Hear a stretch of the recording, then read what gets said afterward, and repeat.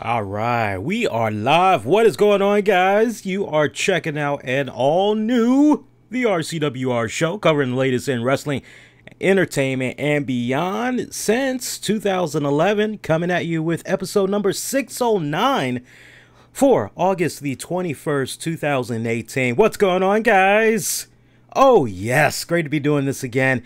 Hardest working man right now. My God, we came at you guys. We did a show. What? We did a show. No, not Friday.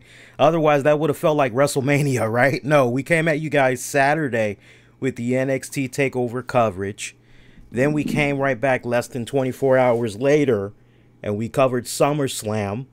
That was actually a fun show. Both shows were really fun to do, I must say, but I thoroughly enjoyed, between the two, I actually enjoyed the SummerSlam show a little bit better. I don't know why. I just did, honestly. But no, I appreciate you guys that were with me during the weekend, checking out all that great content. Then, of course, you know, kind of had a little bit of a mini break. Took Monday night off, but was watching Monday Night Raw right along with the rest of you guys.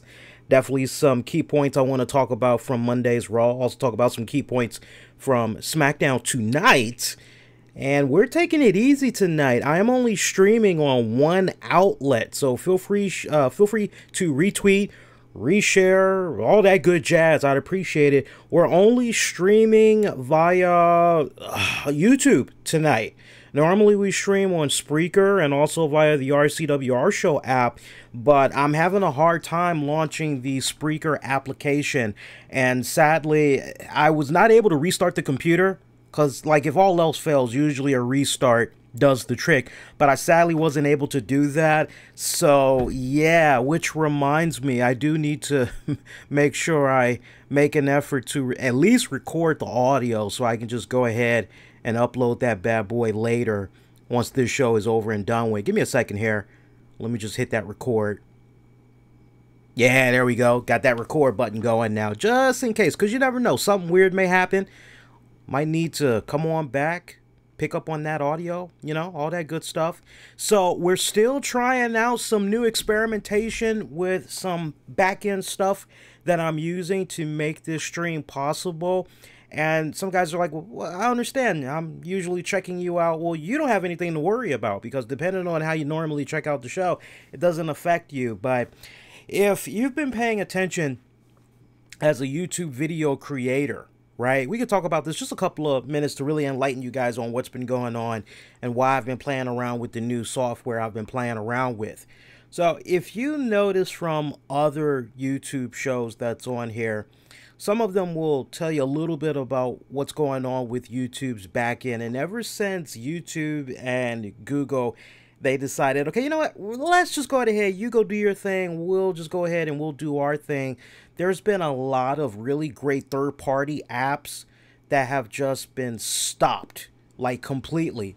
And these apps that were created by developers, they weren't looking for money. If anything, they were just looking to help better enhance the YouTube/Google Hangout experience for you guys.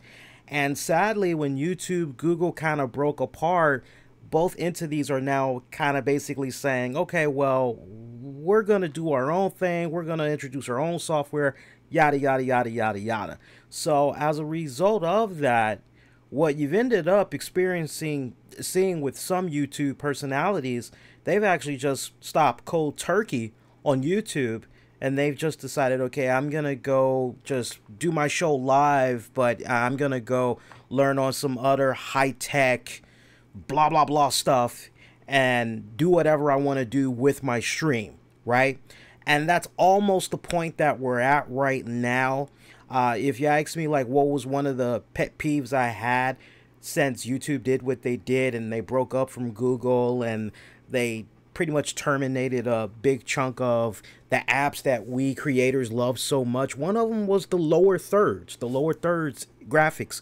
That's what you see right here. Everything that's around your screen right now. We used to have the capabilities of just creating an awesome template and then under the old system uploading it, and then under this new system it's just not possible. So the only way you can do stuff like what you're seeing right now is you got to go learn some high-tech stuff and be using encoders and all that stuff, OBS, all that stuff outside of YouTube. And I tell you, it could be overwhelming, especially if you're like a cat kind of like me. You're not trained in that type of stuff, and but you're kind of tech savvy, so you usually kind of get the hang of it. Not to bore you with you guys, but not to bore y'all, but just to try to give you guys a little bit more clarity on what's been going on. So I'm bringing all of this up for a very good reason. Until I can finally fine-tune the streams when we're live, if you notice any lagging and your internet connection is very reliable, if you're noticing any type of buffering issues and you've tried refreshing and all that, let me know, because the more intel I have, the better, because it can definitely help me figure out what I kind of need to work on for the future streams. Now, I think the only issue we have right now, I haven't seen anybody complain on it yet, but we'll see how this stream does tonight now that I'm putting it out there. If you notice that there is a little bit of a delay in the audio sync up, let me know. I've tried to play around with that off and on today, and I think we're almost there. It's almost al dente, but you know, it's trial and error, man. We'll get there in due time, though. So, interesting week. Last we were on the air, you know, I was right here on this show, and I told you guys it wasn't really looking that good for the Queen of Soul, Aretha Franklin. And sadly, just, if not, going into the next day, like literally once we went off the air, for sure Thursday, but I'm pretty sure it had went down once we had went off the air. The Queen of Soul, she had passed away. She had passed away last Thursday on August the 16th, so about 2 days after we had went off the air, give or take, and lived a nice, long, fruitful life. She had been battling pancreatic cancer for a couple of years. And, you know, that's pretty much what had hit Patrick Swayze. And usually, once you get hit with that type of diagnosis of cancer, there's just no coming back. There is just no coming back. You can have all the surgeries you want. You can have all the cancer removed from that area. The odds of you just having a full-blown recovery is extremely, extremely slim, because that type of cancer really affects the organs tremendously. And I tell you, some of the stuff that they had did with Patrick Swayze, not to go all dark and grim on you guys, but you guys remember, right? When Patrick Swayze had it, they pretty much had moved a big chunk of his stomach out so the man could try and, you know, they did what they could, but sadly it just was not enough. And, you know, you can do all the chemotherapy in the world and all that, and sadly it's just not enough, right? And you kind of knew something was going on with Aretha, because if you kind of looked at her over the past 3 years, for sure the past 2 years, she didn't look that good. She didn't look in the best of spirits. She looked very tired. She looked very, what's the right word I'm looking for? Not healthy. Now, when I say that, some people are going to go, well, Lee, when was Aretha Franklin, when was she ever healthy? And I say to you, there were many points where she was small, but yeah, was she a big girl for most of her career? Yes, but she still had oh, she looks healthy about her, right? When I say healthy, she didn't look like she was sick. She did not look like she was dying, right? But these past 2-3 years, when you looked at her, it really did look as though there was some type of creeping death that was going on with her. And, you know, I remember when I was at work last week, and me and my coworkers were talking about the news. I was actually one of the first people to say to my colleagues and coworkers, I said, hey, I said, just seen this one report. Apparently she's asking for a priest. She's trying to make arrangements to see other friends, close associates and all that. And we all were just kind of shaking our head going, this don't look good. Yeah, this doesn't look right. But then I think by late that evening, maybe going into Wednesday, we heard the reports that she was talking and she was cracking a few jokes, and you're kind of going, okay, well, maybe, just maybe, she's going to be able to pull out of this, yeah? And then Thursday came, she passed. You're going, sucks. And I just love all the tributes that I have been seeing coming everywhere. It's really been awesome, but you know, just so damn depressing at the same time, considering all the people that we had lost recently. Quite sad. It's quite sad, honestly. I just want for 2018 to be over with. I thought 2017 was kind of rough, but this year really just, whether you are a pro wrestling fan or you are, you know, not into pro wrestling, but you've been noticing the celebrities that's been passing this year, it's been definitely a very depressing year, I must say, and I'm just ready to move on, go to 2019. You know, I have a lot of fond memories of Aretha Franklin. I gotta be honest, like, when I was a kid growing up, in my household, it was a very diverse household, because when it came to my mom loved her some R&B. My mom was the sole person in the household. So she would play some Johnny Cash, she would play some Elvis Presley, she would play Luther Vandross. What else did she play? She also was into the rock music as well. So she was big on, at that point, Robert Palmer. Because if you remember Robert Palmer, he kind of, in the 80s, he went a little bit into the rock, just a little bit, pop rock. So she was into that. Daryl Hall, John Oates, Genesis. Who else was she into? Bon Jovi, Metallica. You know, she was into a wide range of good stuff. Meanwhile, you go to my dad, and then she also loved her Aretha Franklin. So I was able to learn about Aretha Franklin through my mom. My dad, he was like the Kumo D guy, right? Kumo D. Who else? God, who else? I'm just like, because it's been so long. Run DMC, Kumo D, MC Hammer. Who else was he pushing? Don't push me, cause I'm close to the edge. I'm trying not to lose my head. The Message. I can't think of the band right now, but he was into those guys. Who else was he into? My God. Shalimar. He was into them. He was into Wham. He actually was into Wham. And he was big into George Michael. He thought George Michael was like the fucking cool guy. The fucking cool guy. I can only imagine where his head was once he found out George Michael was gay.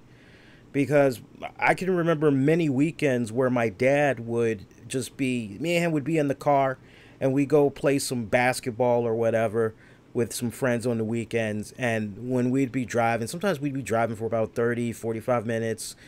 And when we'd be driving, he would be blasting the hell out of Wham, out of George Michael. And I remember my mom, she started coming around to George Michael. And one of the first memories I have where I said, wow, this Aretha Franklin, she's pretty damn cool. 1980s, the Blues Brothers.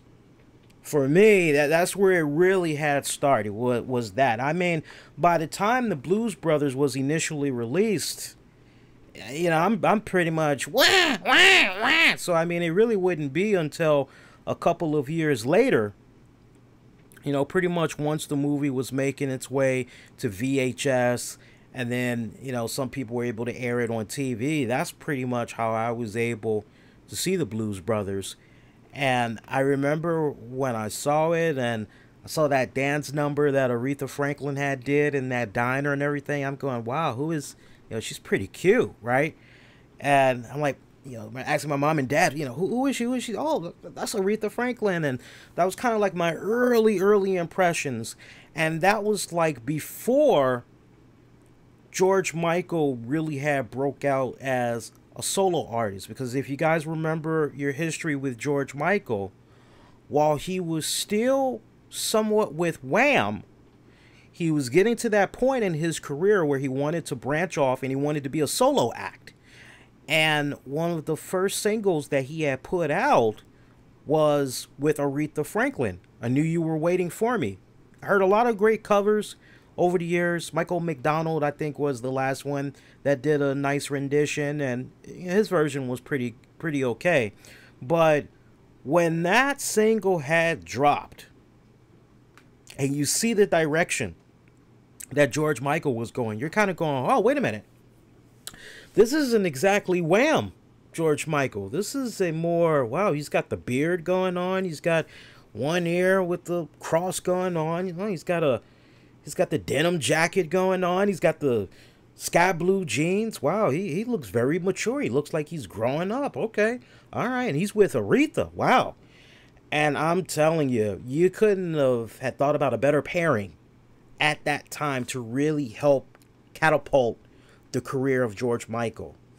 And, you know, I still remember the music video and all that. And I mean, the resurgence that Aretha had during the 80s. I mean, she dominated for many decades. But when you look at that period of her finding herself in the 80s, you talk about, you know, wow, you know, here she is. Once again, she's able to reinvent herself. She's able to stay current, stay with the times and everything.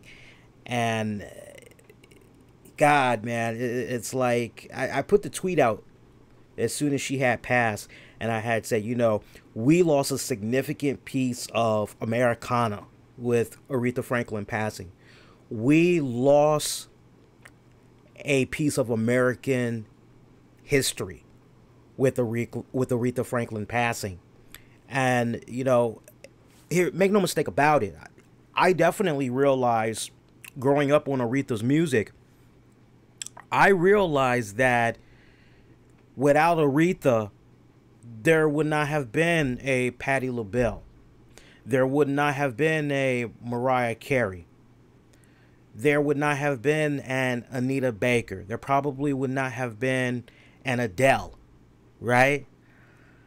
And so, I mean, when you go back and you just look at her footprints that she left on American music, but then you follow that up with how much of a humanitarian that she was, and not only that, but how much of a social activist that she was. You know, there's just not going to be another one like her. I don't think anytime. Not for the coming generation and afterwards. That type of individual like an Aretha Franklin almost comes off like a once in a lifetime, you know, once in a century type of individual, give or take, you know.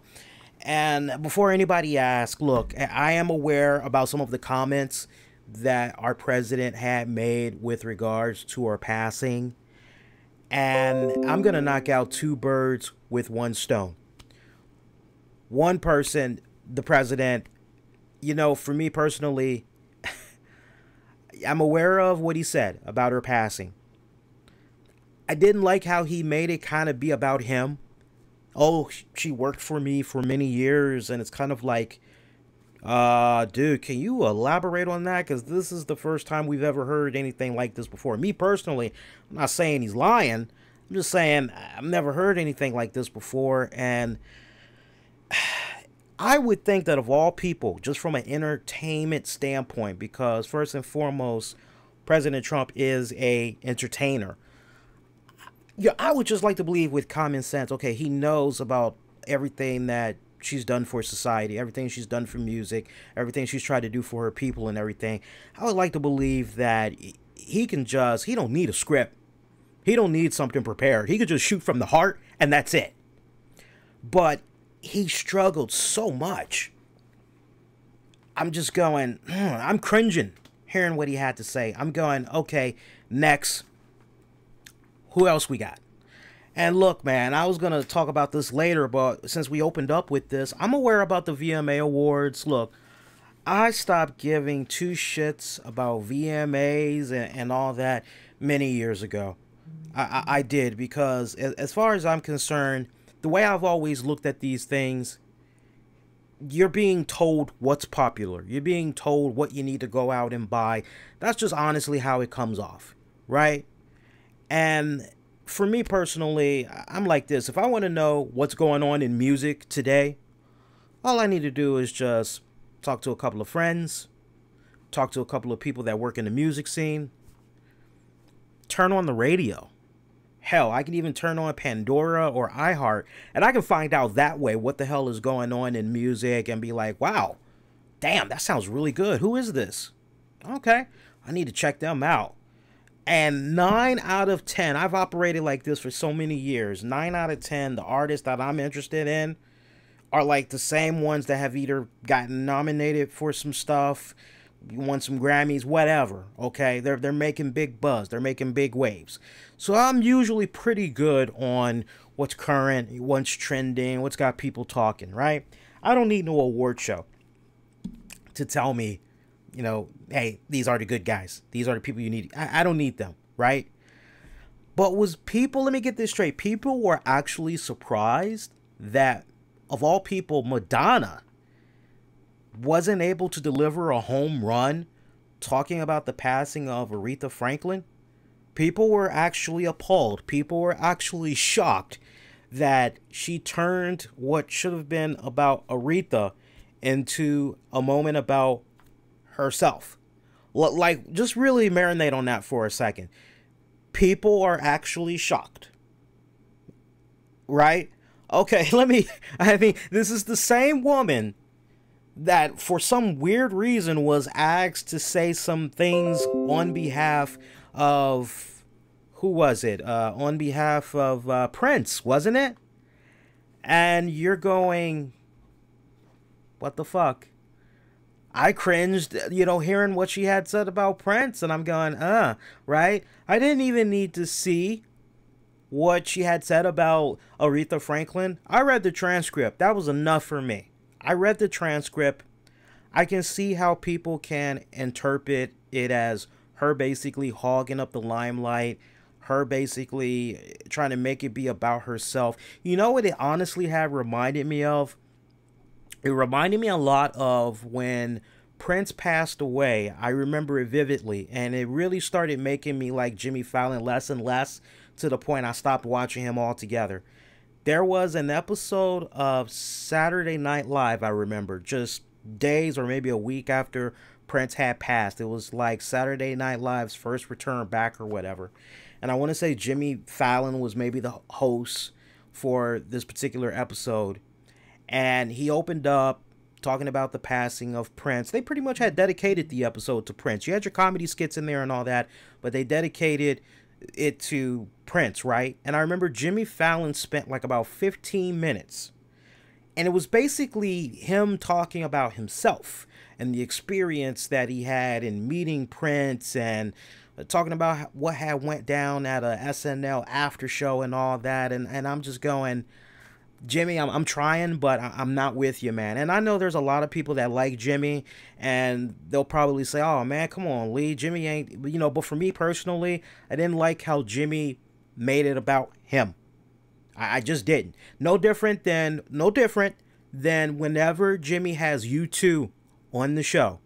He always has to be making it about him and his relationship to the band, and I don't like people like that. That just rubs me the wrong way real quick. Now, I'll give him a little bit of rope.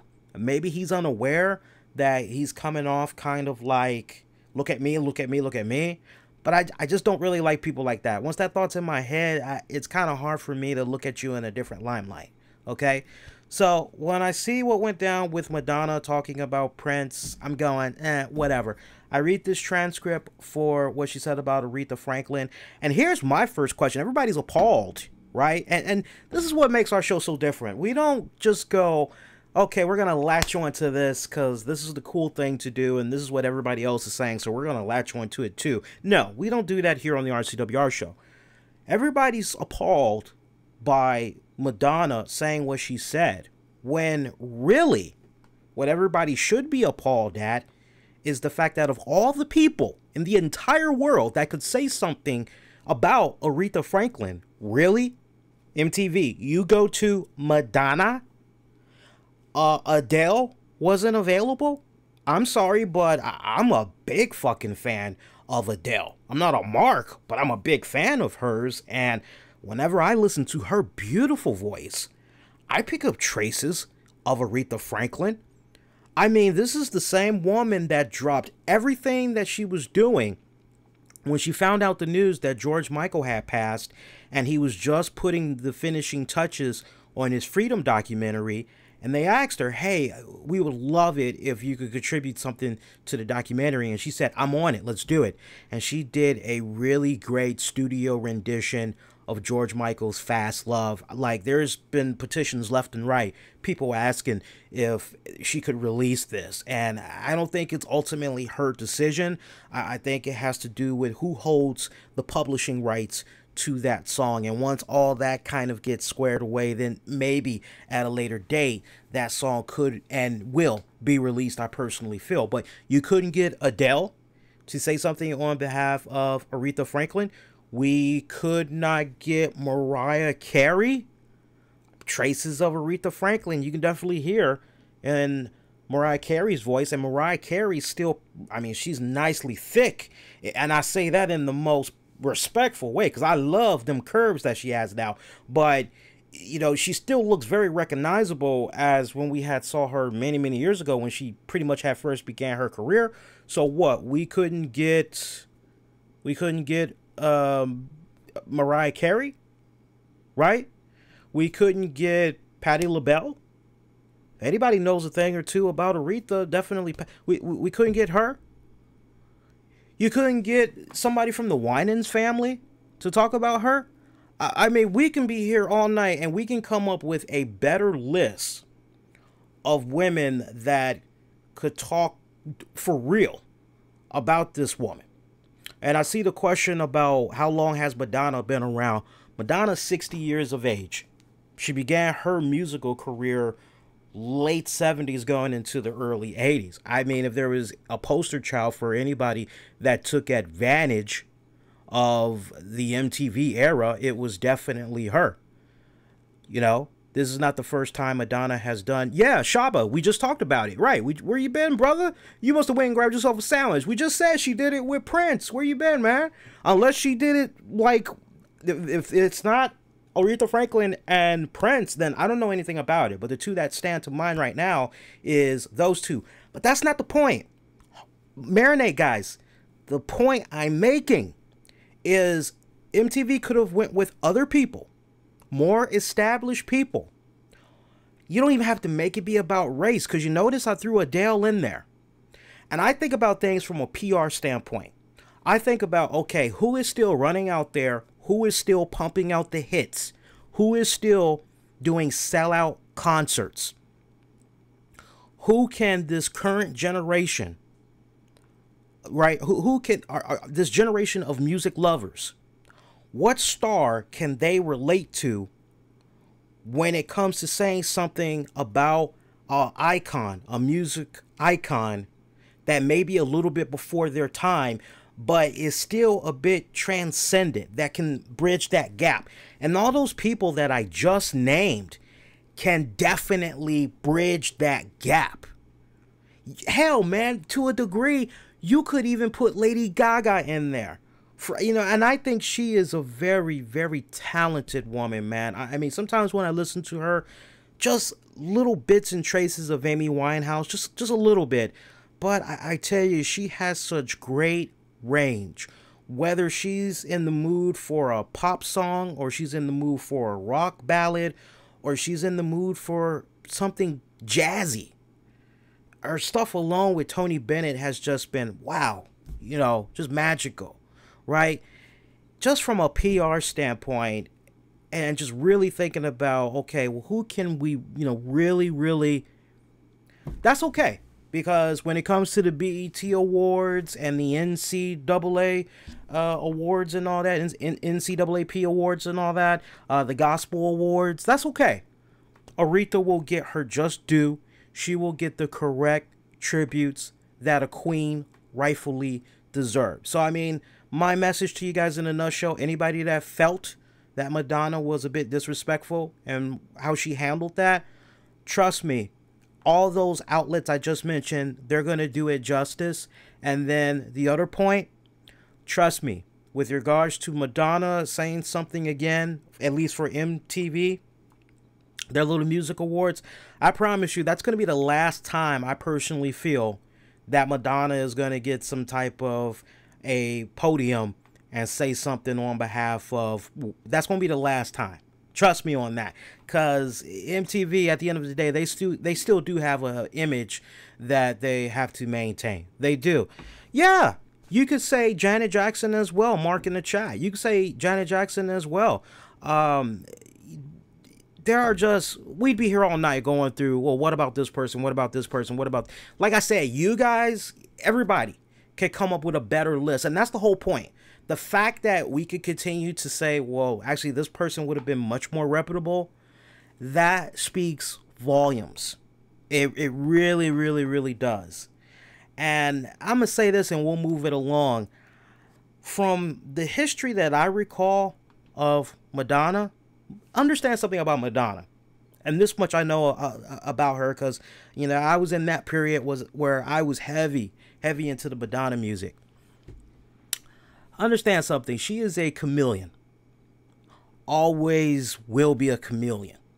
However she needs to adapt herself to that occasion, that's what she's really good at. And I'm sorry, but I remember earlier interviews when she was starting off. She made no reference to Aretha Franklin being the person that really had. No. Now, that stuff about the whole audition and, you know, that song, that could be legit and everything like that. But I'm sorry. Yeah, I call bullshit. And if I had a bullshit buzzer, I'd hit it right now. But don't worry. NCAAP, Gospels, BET, Music Awards, all them guys, they're gonna represent and they're gonna give Aretha the correct type of tribute that she should be getting. So rest assured on that one. So I continue to get messages about SummerSlam, and I appreciate that, but like the time to talk about SummerSlam, that was like Sunday. I still feel though, now that it's been a couple of hours later, is that SummerSlam was a decent pay-per-view overall. And to Ricardo, get caught up to speed, because wow, that is so weird. I have somebody, I see, I get this once in a blue moon. This is kind of silly. So once in a blue moon, I will get comments, and you can't make this stuff up. Once in a blue moon, I will get people that will be watching old videos, and they hear the date, and at the time that they're checking it out, the show's no longer live. So they're watching on demand. All right, nothing wrong with that.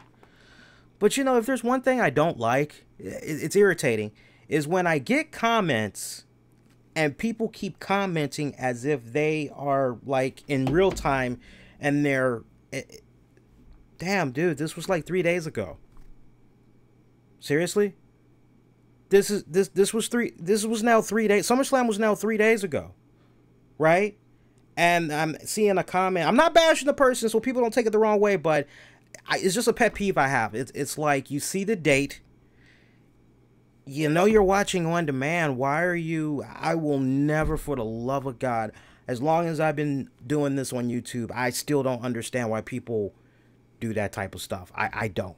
But SummerSlam was a decent pay-per-view. It was. Look, let's talk about Raw. Not your full Raw recap. Key points that I thought was of very good interest. I love that Finn Balor, storyline-wise, I finally got his opportunity to compete for the Universal Championship. He finally had got his match, his one-on-one match that he felt he should have gotten a long time ago. He got that against Roman Reigns. Loved that. I ate that up. Those two actually had a damn fantastic, great match. I love that. For me, that was the ultimate highlight of the night. I love seeing Finn Balor get in the face of his little buddy Balor, saying to him, hey, I'm going to tell you just like I told the other guys. I'm not no type of Money in the Bank briefcase holder where I'm going to hit you from behind and all that. And I'm going to tell you to your face, I'm going to be cashing it in. So good luck out there. That was a great one-on-one match that Balor had with Roman for the title. I mean, that damn thing looked as though it could have gone either way. It really did look that way. And then also, I loved seeing when Braun Strowman had came out, and you're going, okay, it's going down. He's getting ready to take the fight right to Roman Reigns. Here we go. Does that kick to the face of Roman? Actually, no, it wasn't a kick to the face. It was basically a kick to the stomach. Sent Roman flying to the ground. And then right when it's looking as though Braun's about to cash in that Money in the Bank briefcase, we hear the music of The Shield. Seth Rollins, Dean Ambrose coming out. You're going, oh, man, The Shield reuniting. Yeah. Oh, man, they're going to have a death grip on this WWE Universal title for a good minute, if that's the case, if they're going to be rolling like this. And I'm telling you, to see the gang up on Braun Strowman, I'm going, damn, nice way to close out the show. But see, I looked at this, and it was really funny seeing all of the interactions from people on social media, and I get it. It was a nice, cool moment and everything. But, I'm looking at this moment, and I'm saying, okay, so let me see if I got this straight. We go back to SummerSlam. Actually, no, rewinded before that. For months upon months upon months, people have been booing the hell out of Roman Reigns. Some towns it's a little bit mixed, and other times it's just a situation where the boos are unanimous. But the way WWE will always spin it, oh, he's mesmerizing, he's polarizing. Yeah, say what you will, but he always gets a reaction. How about that, George? Right? And you're going, yeah, okay, yeah, sure, whatever. So you go to SummerSlam, and the fans are chanting, to Roman and Lesnar, you both suck. They're giving Roman the boos. Now we're hearing new reports that apparently, because remember, SummerSlam went off at 11:05 p.m. Eastern. New reports are saying that supposedly, take it with a grain of salt, but that supposedly Vince McMahon changed this mid-match. Because apparently this was supposed to be at least a 25-minute match. So actually the pay-per-view was not supposed to go off until about 11:28. But Vince decided supposedly he wanted to end this as quick as humanly possible and get Roman out of there with the title while the boos were not definitively 100% going in his favor. I must admit, seeing the way that it had ended, I mean, it was a bit mixed, but there was more cheers in his favor than boos, right? Okay? But here's the thing where I'm coming to. I'm bringing it home now. So the fans, they're booing Roman. These are the same fans that will tell you, well, I don't like the fact that Roman is being shoved down our throats, blah, blah, blah, blah, blah. Okay, I get that. Yet you see the Shield reunited, and you see the Shield beating the crap out of Braun Strowman. Shouldn't the fans be booing the Shield? Because the same fans have been wanting to see Braun Strowman beat Roman Reigns. The same fans have been wanting to see Braun Strowman become the Universal Champion. So I'm a little bit confused by what the hell I saw from the fans Monday night. I really am. Because I'm looking at this, I'm going, yeah, that's nice that the Shield basically has a death grip on the Universal Championship, but I believe in consistency. You can't have it both ways, right? You just can't. You can't be saying, God damn that Roman Reigns, I'm tired of him. And then, oh my God, it's the Shield. Lord have mercy, it's the Shield. Oh, damn. Woohoo. You can't have it both ways, right? You're either going to go, look, I'm for Braun Strowman. Braun is the man. Man, fuck this Shield bullshit because, that's like, no. I don't get that one. I mean, somebody needs to have a definitive argument for me to make sense out of that, you know. But it is what it is. And I like the tweet that Braun Strowman had put out. It was like a couple of hours after Raw had went out the air. And he kept it short and sweet. He said, "I've destroyed you all by myself before. All three of you have started a war you can't finish. That title is mine. Hashtag break the shield." And I'm telling you, I'm liking this from the standpoint of this adds a new layer. Honestly, it adds a new layer to the Braun Strowman Roman Reigns saga, because now it's kind of looking as though, for all the hype, and see, this is the other thing, and I can't wait to see how it's going to be tackled on next week's Raw, which is Roman Reigns. He keeps talking about how he's a fighting champion, how he's going to give everybody an opportunity that wants it. Just show up, step in his yard, and then let's go at it. This is the same Roman Reigns that's always talking about how, hey, this had went down. This was unfair. I deserve another shot. Blah, blah, blah, blah, blah, blah, blah, blah, blah. So I'm very curious how Roman is going to justify what went down this past Monday when it's brought up. Okay, so what? You can't fight somebody one-on-one and, you know, win that way? Like, this is what it's come down to. So I'm curious to see how WWE storyline-wise is going to spin this and have Roman come out, you know, on top. Because he's supposed to be this fighting champion. He's supposed to be willing to take on all newcomers and everything, right? But I like this new layer. It's definitely going to set up next several batch of weeks in WWE programming. I can't wait to see how everything is going to culminate. Now you kind of wonder, storyline-wise, how smart are they going to make Braun Strowman? Is Braun Strowman going to be that type of guy that's going to go for the whole divide and conquer? You know, he's going to try to take out these guys like a damn sniper, one by one, like a sniper hitman. So I like that. I like what we had saw. You know, a little bit silly in some areas, but overall, way they've set everything up, at least going into their next pay-per-view, I'm going to get behind this, and I'm going to see where it could possibly take us. Of course, we had Kurt Angle. He's been temporarily put on administrative leave. Basically, he's on vacation, a forced vacation, as Stephanie feels that the job's starting to take its toll on him. You know, he's been running hard, both ends of the candle, and it's time for him to take a little bit of a break. Kurt Angle feels he doesn't need that break, but he understands it is what it is. So he's gone. Constable Baron Corbin now steps up. He's in there now. You know, for me, I think, look,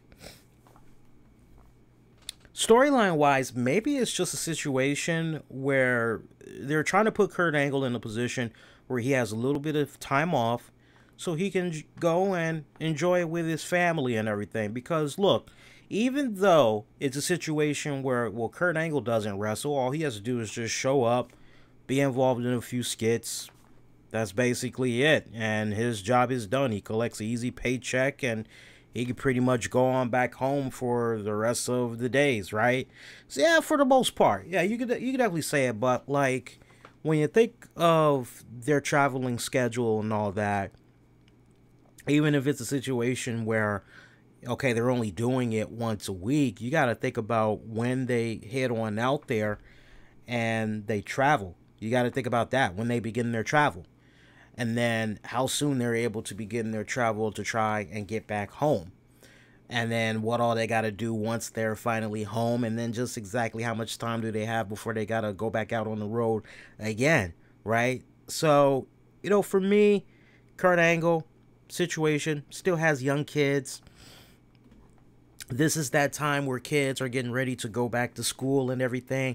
I find that the timing of this is really good. See, understand, Kurt Angle's been doing this now for about a year and a half, give or take, right? So those first several months, that's all about breaking in, trying to get a nice, good rapport with the rest of, management with his ultimate employers, right? Breaking in real good, being reliable, being that steady hand. Whatever you need me to do, I'm the one. Yes, I'll go do it. No problem. It's all about reestablishing that cachet. And now that Kurt Angle is in the position that he's in, now it's okay. Hey, I need a little bit of time off. I think that realistically, he's probably taking some time off just so he can do some things with the kids, do some things with the family. Kids are getting ready to go back to school and everything. This is that time where a lot of families try to plan out vacations and all that, and really try to be there for their kids during those first couple of weeks of school. If you ask me realistically when I would expect Kurt Angle to be back, I would say expect him to be back probably around, it's August right now, it's August 21st. I would say expect him back late October going into November. I mean, you pretty much got your nice good break right there, because you got the Thanksgiving holiday that's going to be coming up, and then after that you'll have the Christmas, New Year's, and all that. So I would suspect that Kurt Angle will be back sometime late October, give or take, and that makes a lot of sense if you really stop and think about it. I mean, if I was a parent, yeah, I'd probably be looking to take a little bit of, well, not that much damn time, but I'd be looking to take a little bit of time off as well. I'm seeing a comment about, let me see, I'm reading what Shaba's saying in the chat here. They did it because of the nostalgia factor of the Shield, and it's like, all we know, you don't like him, but Roman with the group you like, so you have to like him. Yeah, that's one way you could look at it, Shaba. See, Mark Barron, acting general manager, to me is going to set up a match between Angle and Corbin. I'm not seeing that. I'm just not seeing Kurt Angle and Baron Corbin. I'm just not. I think the question you should be asking is, do we really need to be seeing Kurt Angle in the ring again? And at this point, I'm not exactly sold on a Kurt Angle one-on-one performance. If I was to be sold on a Kurt Angle one-on-one performance, I damn sure don't want it going up against Baron Corbin. Because, see, look at it this way. Who has the most to gain, just storyline-wise? Who has the most to gain from a Kurt Angle, Baron Corbin one-on-one match? You would like to believe that in a situation like this is all about paying it forward, right? This is about putting over the younger talent. So I'm not totally convinced that that's the path that WWE is going to be going down. I'm just not. If anything, I think what could possibly end up happening is I think that Baron Corbin will do such a good job as the acting general manager for Monday Night Raw that Kurt Angle is going to be ousted as the Raw general manager, and instead he will be the new Constable. All right? And as a result of that, he's basically going to be the Huckleberry Hound to Baron Corbin, which ultimately could potentially set up a return by Jason Jordan to try and defend. That is, if they're still going to do that story arc about Jason Jordan being the illegitimate son and all that. But they still got to resolve that as far as I'm concerned. So I think ultimately that could be what happens. And then if anything, it's going to be, Baron Corbin fighting Jason Jordan. I could see some type of a situation coming about where the rules are simple, which is if Jason Jordan is able to defeat Baron Corbin, then Kurt Angle will have a job in the WWE or something of that nature. I'm seeing something along those lines going on. Or maybe it's a situation where, if Baron Corbin wins, Ooh, that'd be one hell of a stipulation. I just don't see them doing that. I was thinking roughly there, they could do a situation where, okay, if Jason Jordan wins, then, you know, Kurt gets to keep the job, but then a situation occurs where, okay, well, Kurt, you get to keep a job, but Jason, like, dude, there's no contract for you. You only had a one-off contract for that match that we had, and that's pretty much over and done with. So, you know, unless, Kurt, you want to cough up your spot to your son, right? And then maybe eventually Kurt Angle comes on over to SmackDown. And because, I mean, the way it's looking right now, looks like Shane's like Ghost. So, you know, it's interesting. It's interesting how they've got it set up right now. But WWE has definitely a few different positions that they can go in. There's a few nice directions they could go. Time will tell where they're going to be going. But I'm not convinced. I don't think it's clear cut that it's going to be Kurt Angle taking on Baron Corbin. Just not convinced of that. You guys enjoying the show so far? If you are, make sure you smash the like button. And definitely, if you have not subscribed yet, do subscribe so you never miss out on all the great content that comes your way on a weekly basis, man. Good stuff that we give you guys every single week. Reminds me, we didn't do it last week because of the whole SummerSlam schedule, but typically Thursdays going into the weekend, there'll be new exclusive audio content that you'll be able to check out on the YouTube channel. So just want to give you guys a heads up. I know we didn't really do anything last week, and again, that was because of SummerSlam and all that. So you guys got to forgive me for that. Also, you may notice the little bar that's down below. We are on the road to getting 15,000 subscribers on YouTube. So, I mean, as it stands right now, we have 11,500 subscribers on YouTube. I'm trying to see that get to 15,000 before or by WrestleMania of next year. All right. So we picked up a couple of subscribers so far. So, I mean, basically, when you do the math, we need like 4,000 plus more subs.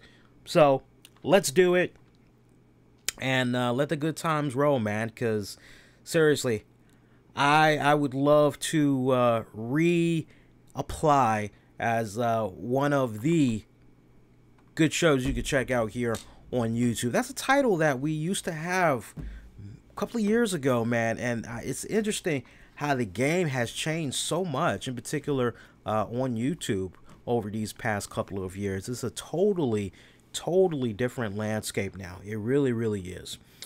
So I'm thinking as far as Raw goes, I don't really think there was anything else noteworthy to talk about considering. So I think we pretty much had hit the main points. No Brock Lesnar had showed up on Monday's Raw, contrary to some of the reports that we had been hearing. Way it's looking right now, storyline-wise, Paul Heyman wants his client Brock Lesnar to have a title shot opportunity at Hell in a Cell, but things ended with Kurt Angle saying, no chance in hell. No, it ain't happening. It ain't happening no time soon.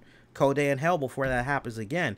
So, you know, it looks as though Brock Lesnar is getting the Finn Balor treatment, you know, which is, yeah, you'll eventually get your title shot, but yeah, you're going to have to wait a good minute. So I think that's kind of interesting. As far as Jason Jordan being clear, there's conflicting reports right now. You got one report that's saying he's not healing up as anticipated. He's not healing at the rate that WWE feel that he should be healing at. They're looking at supposedly the injury being much worse than the original diagnosis, and that he could be out a little bit longer. I've seen some new photos of him. Still looks the same. Has a really great physique. He actually got installed some type of a spa, a massaging spa installed. It looks pretty badass. He could just pretty much walk in there. He could sit. He could stand. Looks pretty cool. So I hope that that's just a fluff report that's being put out there. I hope it's a blanket report and that basically he is going to be coming back, because then you also have a report that's saying supposedly he's going to be making the transition into helping out with the production team and all that. So it's an interesting development that's going on with Jason Jordan. That's why I'm saying I'm not so totally convinced about a Kurt Angle match, but depending on where he is with his recovery, you know, I'm not saying that, oh, you know, Jason Jordan's done, like that's completely it, but you do have unfinished business with his story arc. I think it just makes all the sense in the world that you wrap up his story arc that way. You can have him go back, and if it is going to be a situation where he's going to be helping out backstage, then at least you can have it be a situation where his story arc is officially wrapped up, and he can move on and help out behind the scenes. So supposedly Matt Hardy is being transitioned, being groomed to be a helper backstage as well. So, you know, you keep hearing these good things that's happening. You're going, hey, that's pretty awesome. That's pretty badass. See, what other tidbits of news can we get into since last we were on the air? We saw SmackDown go off the air. SmackDown. So, look, we have new tag team champions in the New Day. New Day, they were able... That was a great tag team match, by the way. I actually watched most of that as I was getting ready for the show. That was actually a really damn good tag match. I'm glad that New Day got those tag belts away from Harper, Rowan. I don't need to be beating the damn horse to death. We already know how I and everybody else probably feels about Harper and Rowan, the Bludgeon Brothers, right? Honestly, it just made all the sense in the world that the tag belts... I'm like this. The tag belts should have been with, if not New Day, should have been with the Usos. And now that we're in the position that we're in with the New Day and New Day becoming 5-time tag team champions, I still feel that as far as what tag team could be coming up next, I still feel that Sanity is just right around the corner. I feel as though maybe they could possibly be the guys that's going to be taking those tag titles next. I've always felt that way. Whether it comes from a match with, I thought at the time maybe ultimately it was going to be Sanity taking on the Bludgeon Brothers for the tag titles, or maybe Usos get it back, Sanity takes it that way, or even New Day. I always factored in that eventually, whenever Sanity does get in the long-term program for the tag titles, that ultimately they were going to come out on top. And so, you know, for me personally, we know we got the rematch that's going to be coming up. I think that's going to pan out at Hell in a Cell. But then after that, I think the next feud that New Day is going to be embarking in, I think they're going to embark on the feud with Sanity. And I totally would be fine with Sanity becoming tag champions. But see, here's the thing. The team I want to see, I actually want to see Killian Dane and Eric Young. I actually want to see those two guys as the tag champions. I'm still not feeling Alexander Wolf. I'm still not quite feeling him. There's just something about him that just,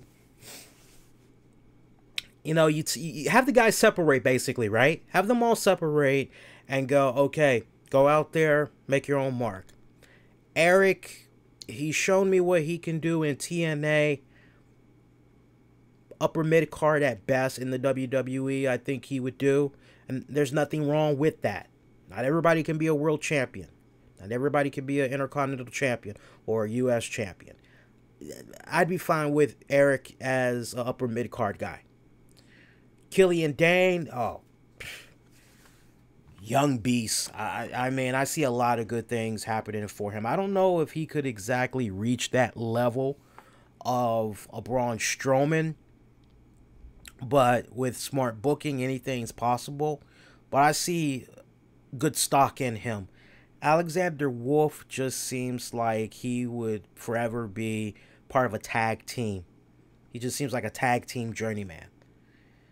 And I think after a while, it's like, well, damn, you know, We already got Zack Ryder and R-Truth and a couple other guys. Like, I just don't see him. Yeah, fast forward 3-4 years from now, I just don't see a Alexander Wolf still being with the WWE. I just don't. I'm sure he's a nice guy. I'm sure he, does his best for humanity. But as far as in-ring performer goes, I'm just, it's pretty generic for me. I'm not seeing anything spectacular that would make me say at least, well, WWE definitely needs to keep him around a little bit longer. So I hate saying that, but I got to speak the truth. Also, we had Daniel Bryan. Daniel Bryan getting in the face of The Miz, calling him out on his bullshit for what went down at SummerSlam, calling him a coward and everything. But Miz, as far as he's concerned, hey, he got his W. He's one and done. That's it. The feud with Daniel Bryan, it's over. But apparently it's not, as Paige had revealed that it would be Miz and Maurice in a tag team match against Brie Bella and Daniel Bryan at Hell in a Cell in a couple of weeks. So, I didn't think we were going to be getting that soon. I actually had believed that it was going to be happening maybe in October. I was under the impression maybe October it was going to be happening. So the fact that we're getting it this soon, I'm kind of like, hey, okay, that's cool. I'm actually fine for that. You guys got to excuse me a second because I got to blow my nose, and rather than you guys hear that sound, my allergies is kicking my ass right now. So I'm going to just mute myself real quick. You guys got to forgive me. It'll be about 5 seconds. Hang on, guys.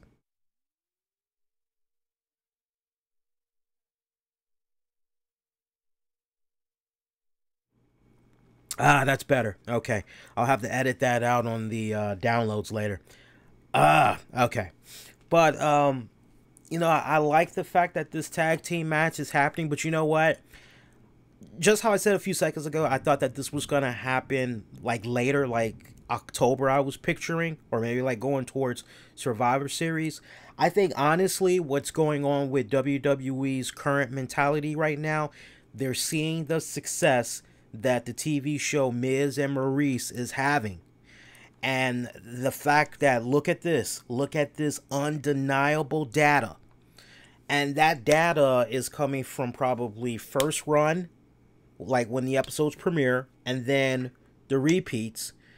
And that's just looking at that raw data. I'm sure they haven't even probably got around to looking at, well, how's it doing on the DVRs? How's it doing when people are checking it out via the USA app and all that, right? So you factor all of that in, and I'm sure the numbers are even higher. I think the WWE brass are really realizing that, hey, Miz and Maurice, they got something here, and you know what? We need to capitalize on this, because if they're bringing in these type of numbers on their USA show after we go off the air, hey, we need to capitalize on that. So, honestly, I'm sure that it's a situation where not only do you have the wrestling fans that are checking out Miz and Maurice, but the same deal with the Total Divas and the Total Bellas. You got people that are just like, oh, wow, I don't know anything about pro wrestling, but these characters, they're really freaking colorful. They're really awesome. Well, I got to give these guys a shot. Oh, they're wrestlers, apparently? I mean, you're bringing in the best of both worlds, right? So it makes sense. If you really stop and think about it, it may seem a little bit rushed that they're going in this direction. But when you look at the numbers, and excuse the hell out of me that you've got people that are going to be crying like, oh, well, Miz and Mrs., it went down by 2% this week. They're still pulling in good numbers. At the end of the day, they're still pulling in good numbers. So, I think they're going to do pretty damn good. I think it's going to be an awesome tag match. I'm more curious to see how Maurice is going to be doing, man. Because, I mean, at one point in her career, Maurice was a damn good wrestler. She started off pretty, kind of rough to watch. But, man, when she was getting all them fundamentals down and she was really bringing it, man, sister could go. So I'm very curious to see where she is at this stage in her life right now. So I can't wait. I can't wait. I love the Miz and Marisa show. That's like my guilty pleasure.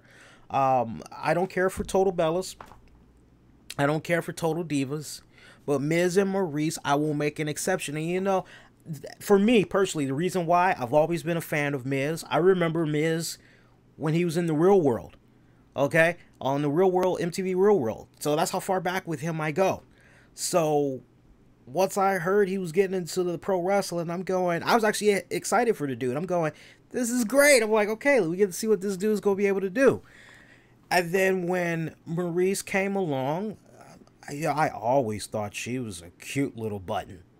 And the fact that she had the whole French thing going on, I've always been a sucker for a blonde that can speak a different language. Always have been a sucker for that. But, you know, they really make a nice, cute couple. And when you watch Miz and Maurice, Maurice just comes off like, she just comes off so freaking cool, you know? She don't seem all bourgeois and irritating, all annoying like some of the other chicks you watch on some of the other shows. You know, not to mention Motherhood.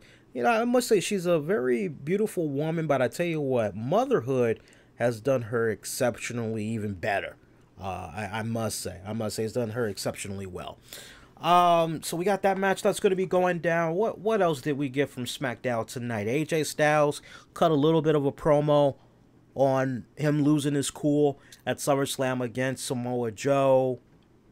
We knew Joe was going to get up on that ass as Joe had attacked Styles from behind, put him to sleep. Once again, having a little bit of fun talking to Wendy. For those of you that did not check it out yet, by the way, I remember on the SummerSlam after show, I told you guys how hearing Samoa Joe talk about how he was going to be Wendy's new daddy, and you got the fans chanting, "Who's your daddy?" I told you guys how that had reminded me of the Donald Duck skit. I don't know if you guys looked it up yet, but on the downloads for the audio version of the show, I actually had included the Donald Duck audio, and I must have played that thing like 10 times, and I was just in tears laughing at that spot, man. But it was great seeing a continuation from the Barclays Center crowd going, "Who's your daddy?" once again to frickin' AJ Styles. They started something that honestly I think eventually they're gonna need to get a t-shirt. I think it's gonna get to that point where they're gonna have to do a t-shirt for that bad boy. See, anything else from SmackDown? I don't think there was really anything else noteworthy to talk about. Oh, Becky Lynch. I can't believe I almost got done talking about SmackDown and we didn't talk about Becky Lynch. So this one I was paying very close attention to because I was very curious how they were going to have Becky Lynch address the fans, because the fans, they want to root her on so much. They want very badly to see her become a champion. And I was very curious how her segment was going to pan out. Was she going to take a massive crap on the fans or what? And I tell you, she cut one strong-ass promo tonight. One strong, believable promo. And I'm waiting patiently, trying to see how she's going to hook in the crowd. And when she finally starts letting a little bit of that venom out against them, saying, "Hey, you know, who, you know, yeah, you guys were kind of on my side and everything, but who are you guys cheering for Sunday? Who are you really cheering for? I know you were cheering for Charlotte when she won the title there. I know I heard that. You know, I like how she was taking the little jabs at the crowd, but she did not go full-blown out. You know, she didn't do the whole... You know, if you really stop and think about it, and it's pretty much been recycled. You got Dolph Ziggler saying, "I did it for you." And then you've got freaking Randy Orton, "I did it for you." You know, and sometimes you have Miz saying, "I stopped listening to you." You know, and I'm looking at Becky and I'm going, please don't go down that route because it's getting a little bit played out. So she kind of danced around it just a little bit. But the anger and the frustration was just really directed towards Charlotte. And I love seeing Charlotte come out looking all watery-eyed, pissed off. has this look on her face and is talking hot garbage at the top of the stage ramp. Like, you think I give a damn about this? You think this is all I freaking give a damn about, you know? And just throws that title down. And I love seeing those two women just brawl out, man. That was just, I love that. I love that. And I'm telling you, give me a feud with these two for, God, at this rate, it's what, August? At this rate, you could probably milk this maybe almost into November. You could almost milk this. And, but then you got Carmella in the background. Carmella going to Paige talking about how she demands a rematch for a shot at her title. Now, I didn't catch where she's going to be getting that rematch. So I'm going to have to rely on you guys. I want to say she's going to be getting that rematch on next week's SmackDown. I'm pretty sure that's what happened. By the way, that was a nice spot that we had saw with R-Truth. I actually had enjoyed that a lot. I'm actually looking at the Hell in a Cell card right now just to make sure. Yeah, so I'm pretty sure that's on next week's SmackDown, because right now for Hell in a Cell, well, we know Roman Reigns is going to be defending the Universal title. Question is against who? And as I mentioned a couple of minutes ago, we got Daniel Bryan and Brie Bella. They'll be teaming up to take on Miz and Maurice in a mixed tag team match. So, you know, I have a feeling that Hell in a Cell, it'd be smart. Just saying, from a marketing standpoint, it should be presented by WWE champions, for the simple fact that now you're able to play as female superstars on many of the WWE tours. You can also play part in the Mixed Match Challenge Tour. So it makes all the sense in the world. If there was ever a time to get back to promoting the WWE Champions game, yeah, I think going into Hell in a Cell makes a lot of sense. By the way, saw a new commercial for Domino's with Elias. That was pretty hilarious. I actually had liked that. That was actually a good spot. Good spot. And everybody's saying next week. Next week will be Carmella's shot for getting back that championship. See, what else we got here? All right, so we talked about that. All right, now then. How we doing on Showtime? Let's see how we're doing on Showtime here. Oh, that's pretty good. Okay, cool. So we are only an hour, 9 minutes in. That's actually fantastic. So we got plenty of Showtime left. I can dive into these other topics. So since last we were on the air with you guys, it looks as though Brian Lawler, the son of Jerry the King Lawler, the investigation for that, there is a new update and a serious twist that comes into play. I don't know how many of you guys had heard about this, but I find this news to be very troubling, have to say. So there's some new details that have surfaced, and I want to read this to you, and we'll all marinate on this new information that had came about. Shout out to SES Scoops on this, or SE Scoops for this report. They're saying that an affidavit filed last week is stating that an inmate named Dantarius Jones had committed identity fraud with regards to Brian Lawler's information. Somehow this man was able to get Brian's social security number to place a outgoing call or 2 or 3, and he also had obtained a credit card, one of Brian Christopher's credit cards, if I remember that information right. Don't quote me on that, but I'll just stick to social security number for sure. He used Brian's social security number, which is required for outgoing prison calls. One call is believed to have taken place on July 28th, day before Christopher had died. Jones is believed to have called Lawler's family and said that Brian had been assaulted and had a concussion. The next day, when Christopher was being transported for medical care, Jones then called members of his own family Something doesn't sound right there. So Jones is being charged with identity theft, but lawyers believe that this is being done in an attempt to discredit potential future testimony from him. It's possible Jones would testify he was told to notify the Lawler family that Brian had been assaulted in prison the day before he died. If you're skeptical, you might think that there's a witness in the Hardman County Jail that someone is attempting to discredit. Jerry Lawler's lawyer Ted Hampson said that's one scenario that makes sense. The Lawler family also stated they doubt Christopher died via suicide, as the Tennessee Bureau of Investigation is currently looking into the matter.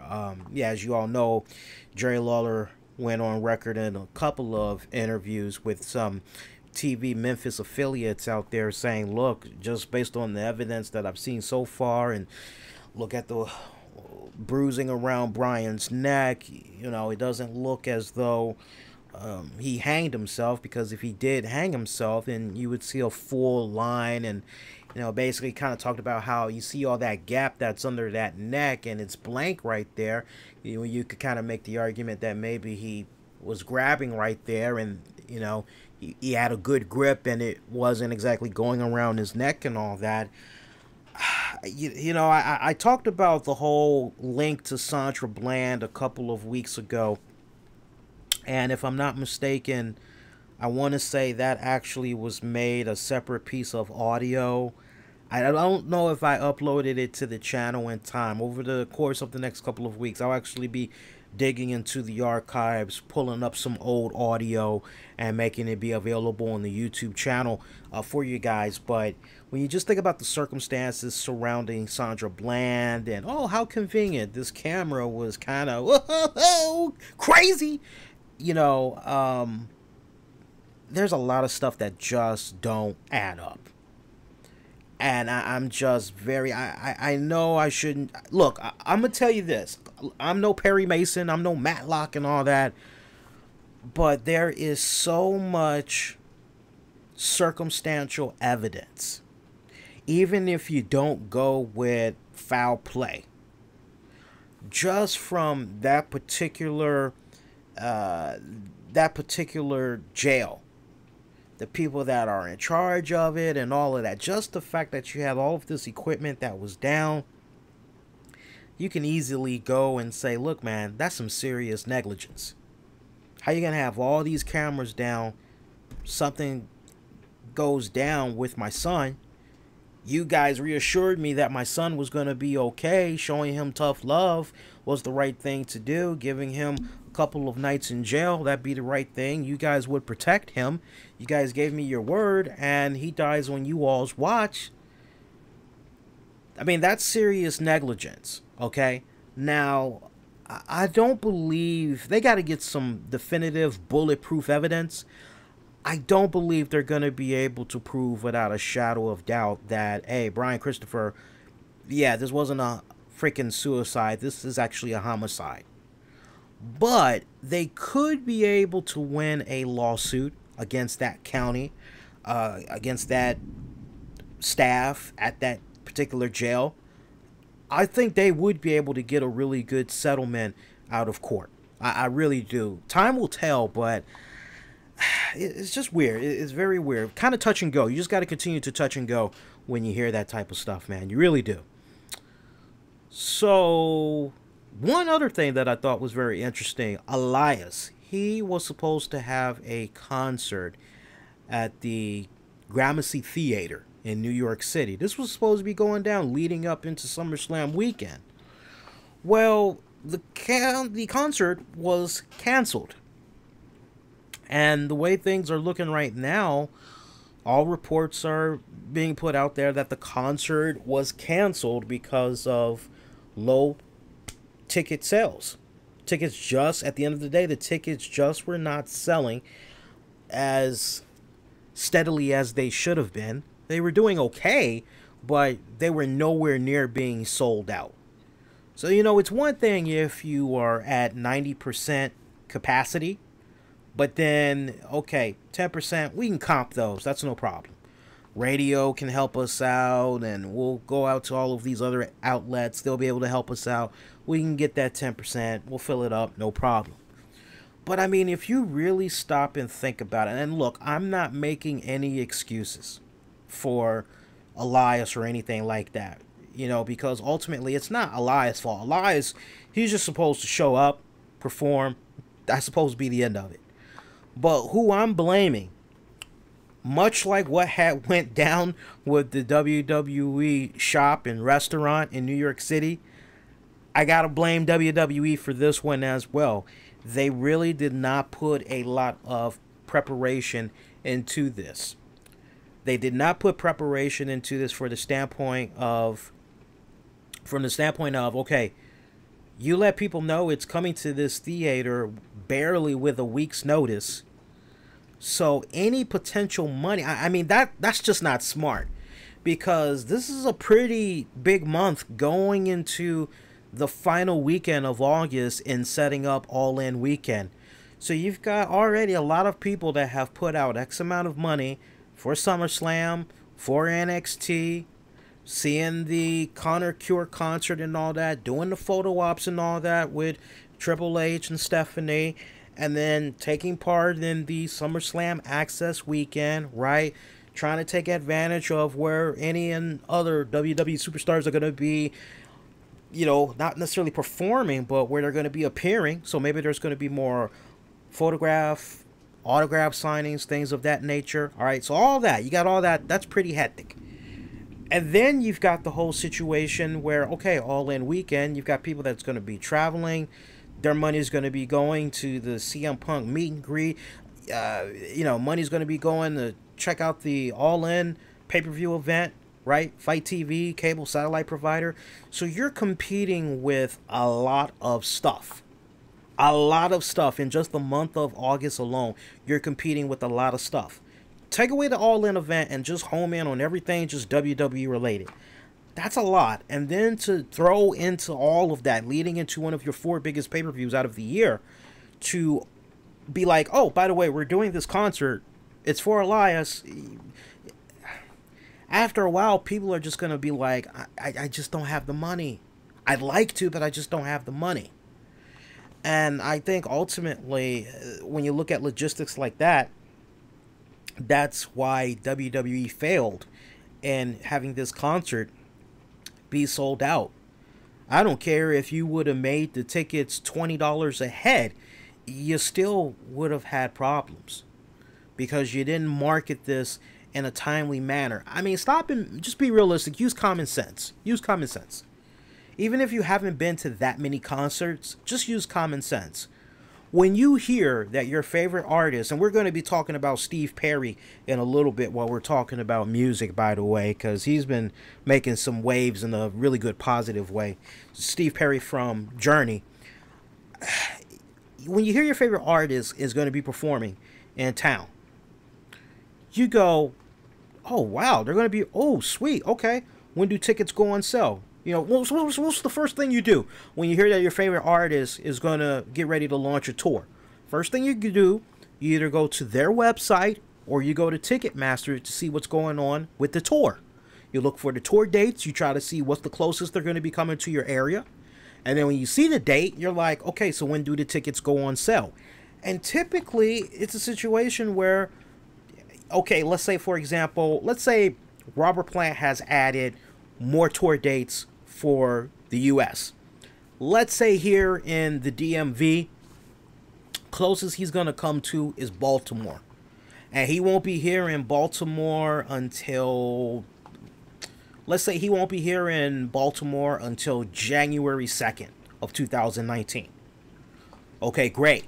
Meanwhile, when do the tickets go on sale?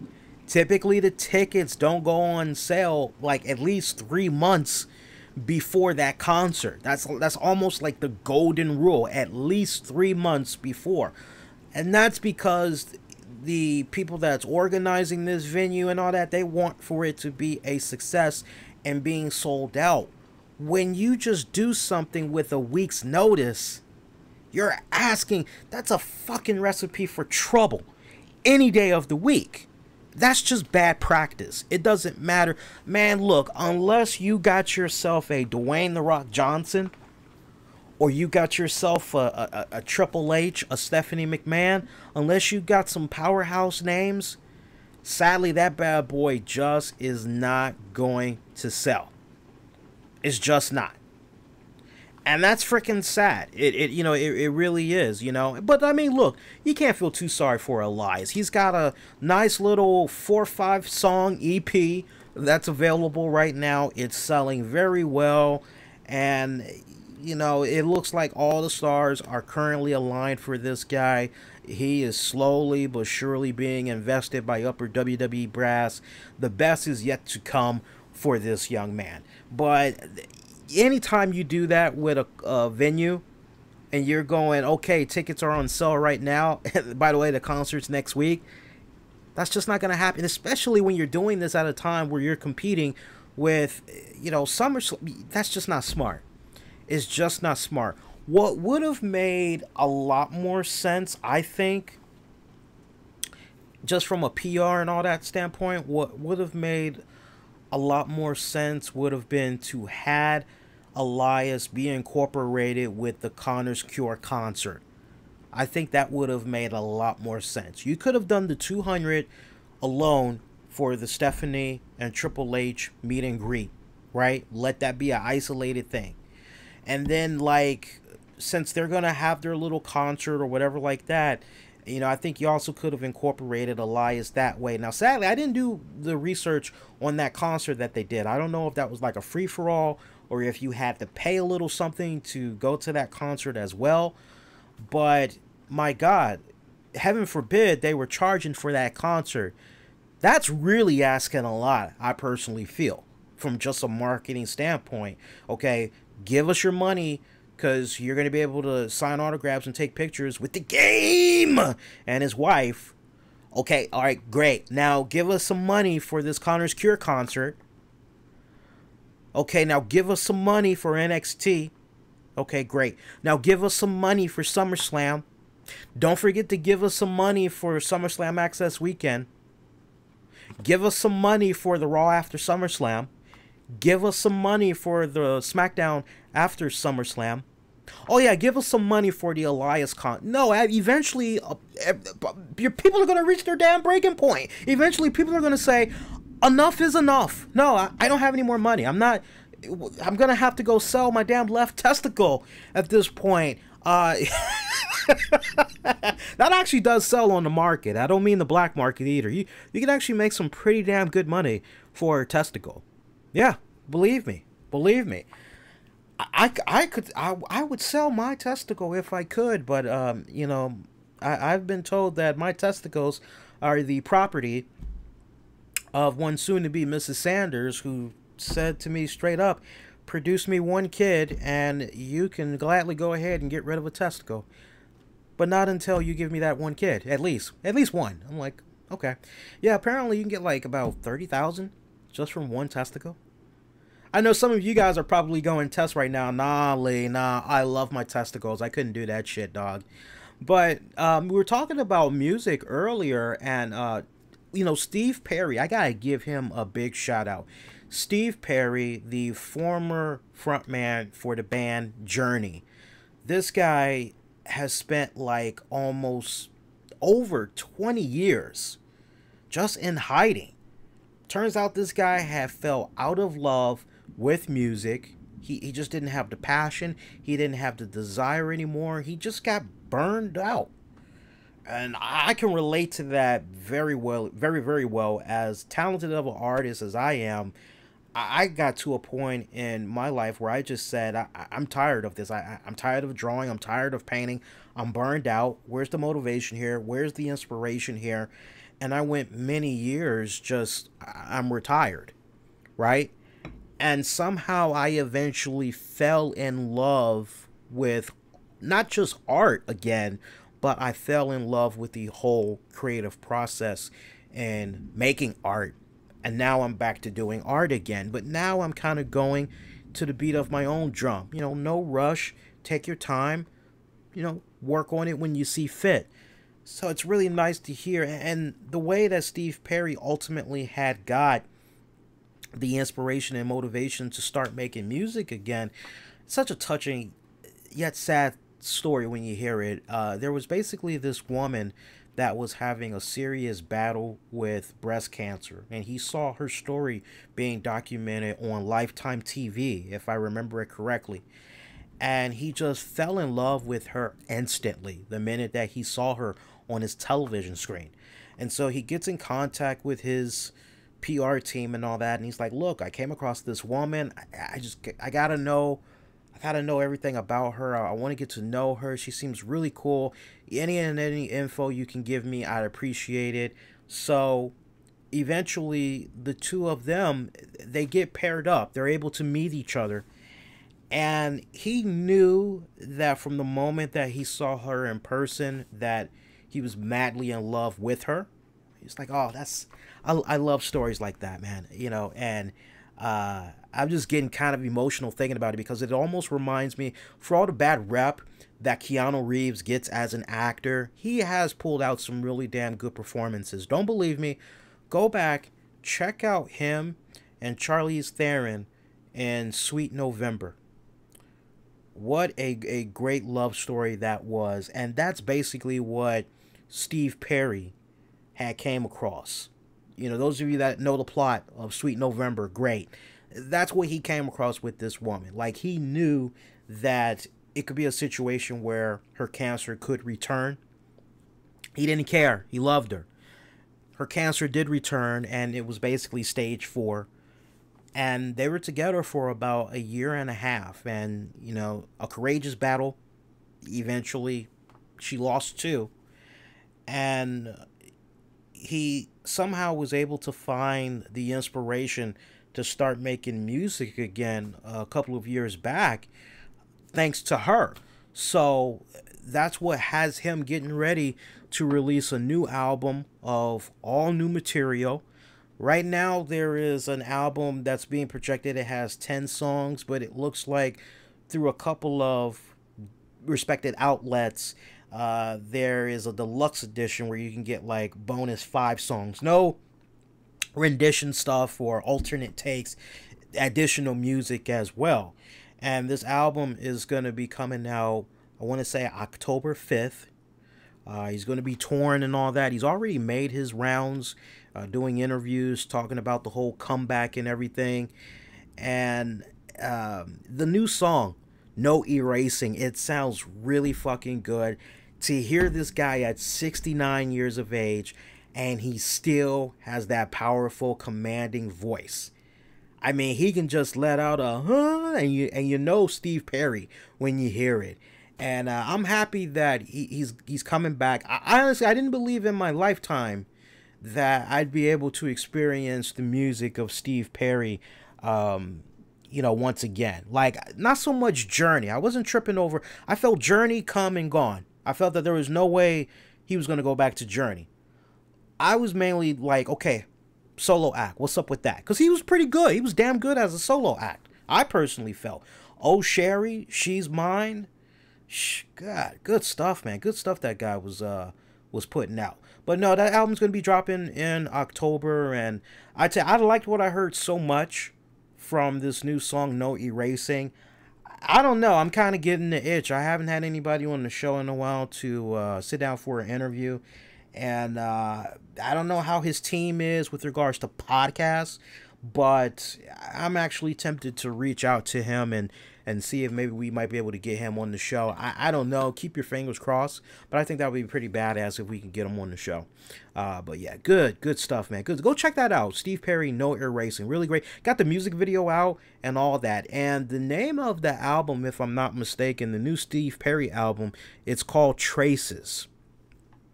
I'll make sure I had memorized that right. Because Yep, I memorized it, right? See, I gotta trust my memory a little bit more. Sometimes I'm fuzzy in some areas, but no. Yeah, so check that out. Good stuff. And let's see, what else? I got some more wrestling news we can get into. Going to kind of mix it up, switch it up a little bit. I finally got caught up on this past season of The Walking Dead. And I gotta tell you, goddamn, I'm now more than curious to see how Rick Grimes and Maggie Ree, I'm curious how their story arc is going to end, because, man, I'm still trying to process everything that happened the past season. I mean, for freaking Carl to go out the way that he did, I just wasn't feeling that. By the way, it took them a long time just to be done with Carl on that one episode. I'm like, fucking A, man, get it done already. Come on. Right? I mean, they dragged that bad boy out. And then to see the ultimate battle between Rick and Negan, you know, it felt like that could have extended a couple of more episodes, but I'm kind of led to the impression that when AMC and all that, when they were trying to negotiate a new deal with Andrew, Andrew's kind of like, yeah, it's about that time I'm ready to roll out, right?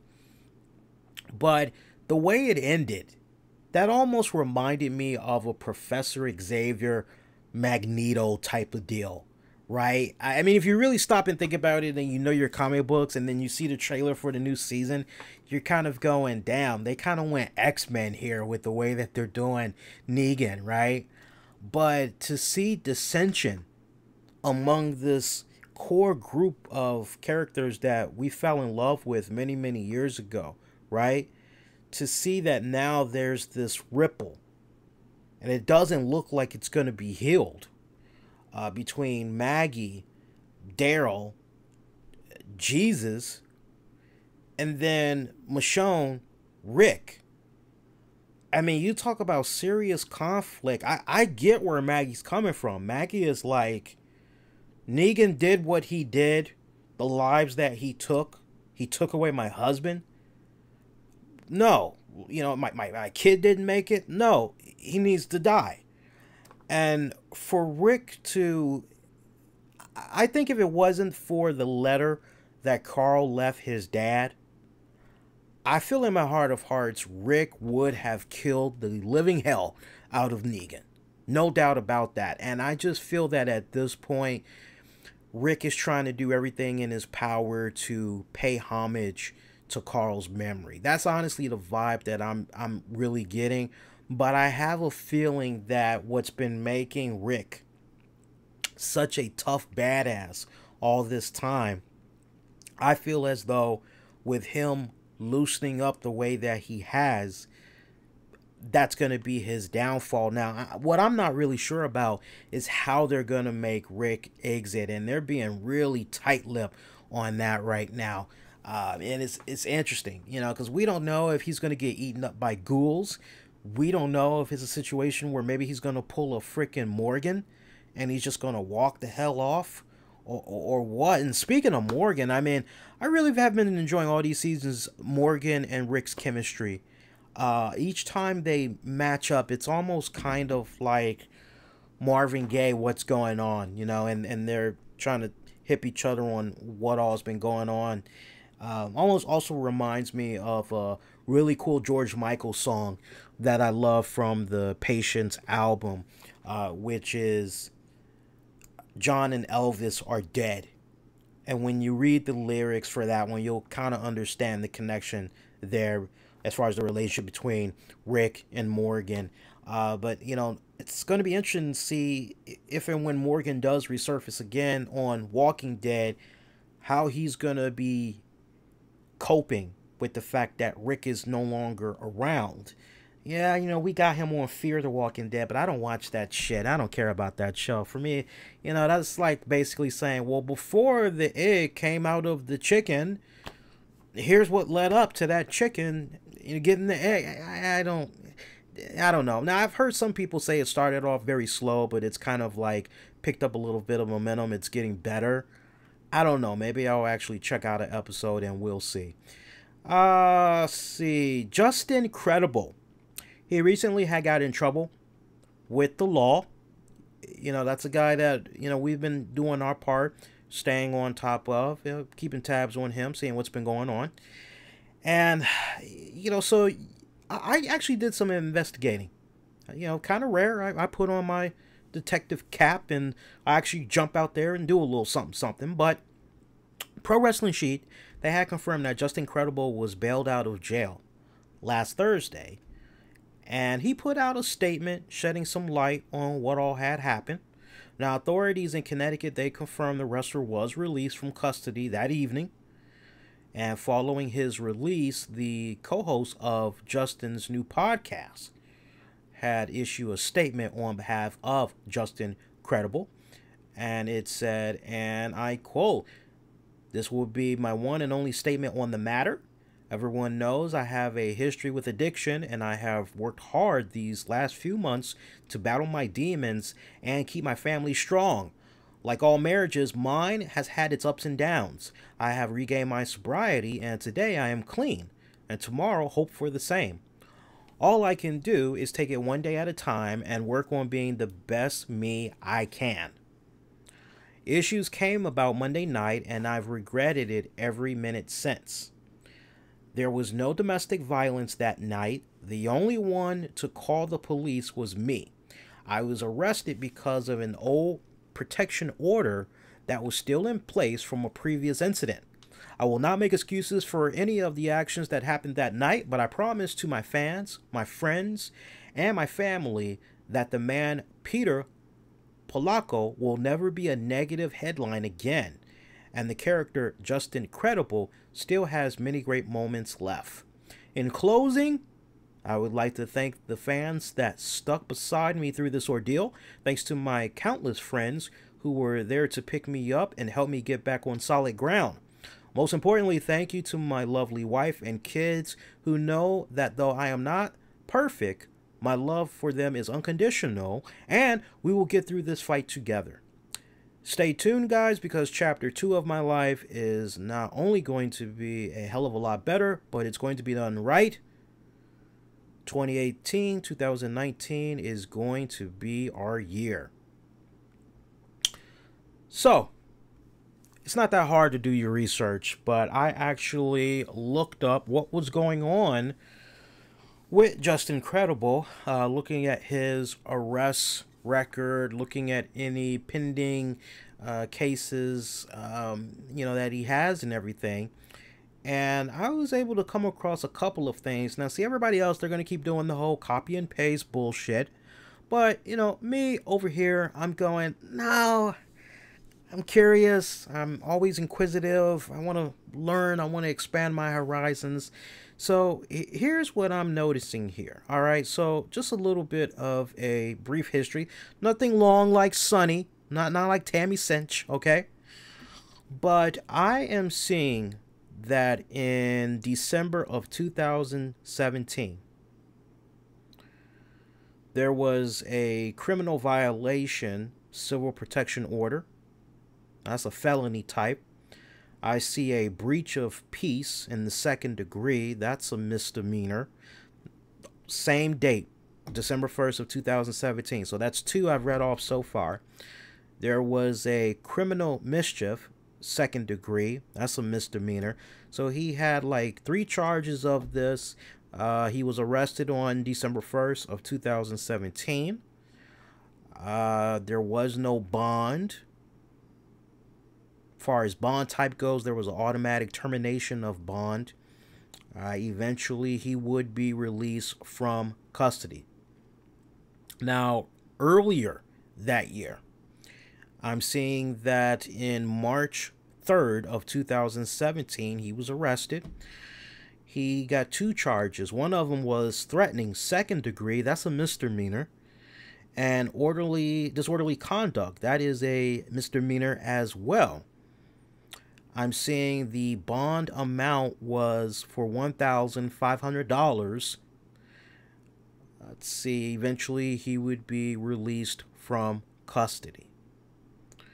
Now, I am showing and I can confirm that there was a violation of a protective order. That is a felony type. Also, he has a second charge, which is disorderly conduct, which is a misdemeanor.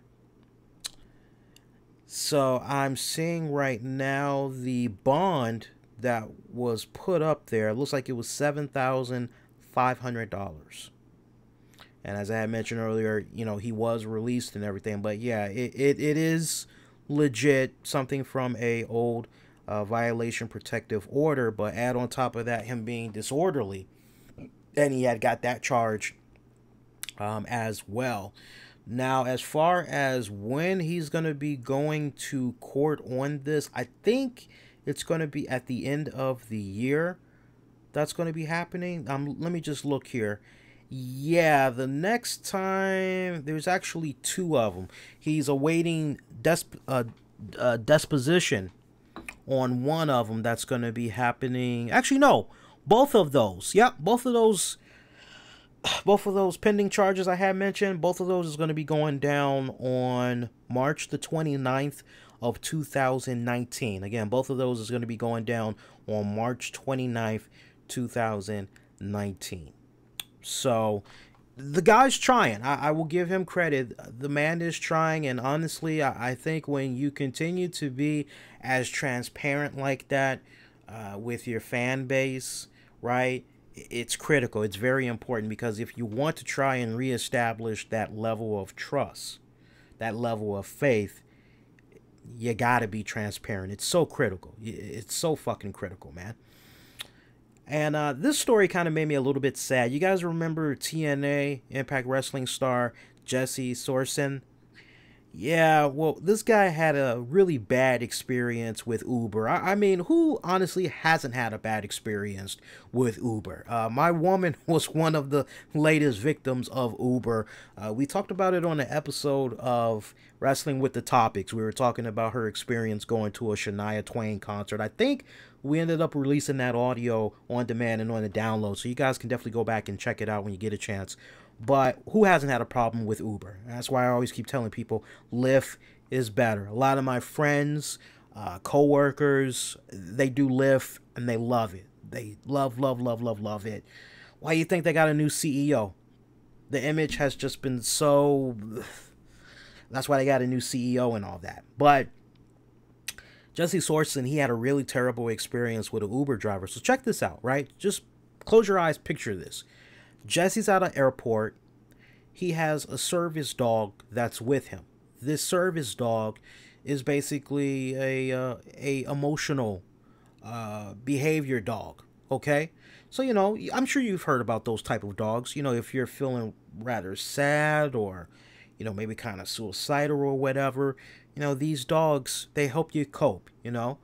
And I remember at one of the last places I had worked at when I was doing security, for hopefully the last time, because I enjoy what I've been doing all these years, being in marketing and all that, and I don't want to have anything to do with security anymore after working at this place. But anyway, there was a woman that had worked at a music store, and I would see her early in the morning before my shift was over, and she had a very pretty Alaskan Husky. And this Alaskan Husky, whenever he felt she was sad or whatever, he would start howling.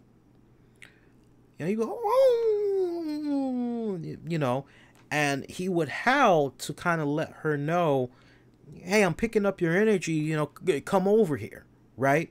Because she would, like, you know, leave him in one area of the store while she was doing some work, and sometimes I'd look in and wave, make sure she's okay, and sometimes she would look a little bit frustrated, a little bit agitated or whatever, and the dog would, you know, make its little howl or whatever.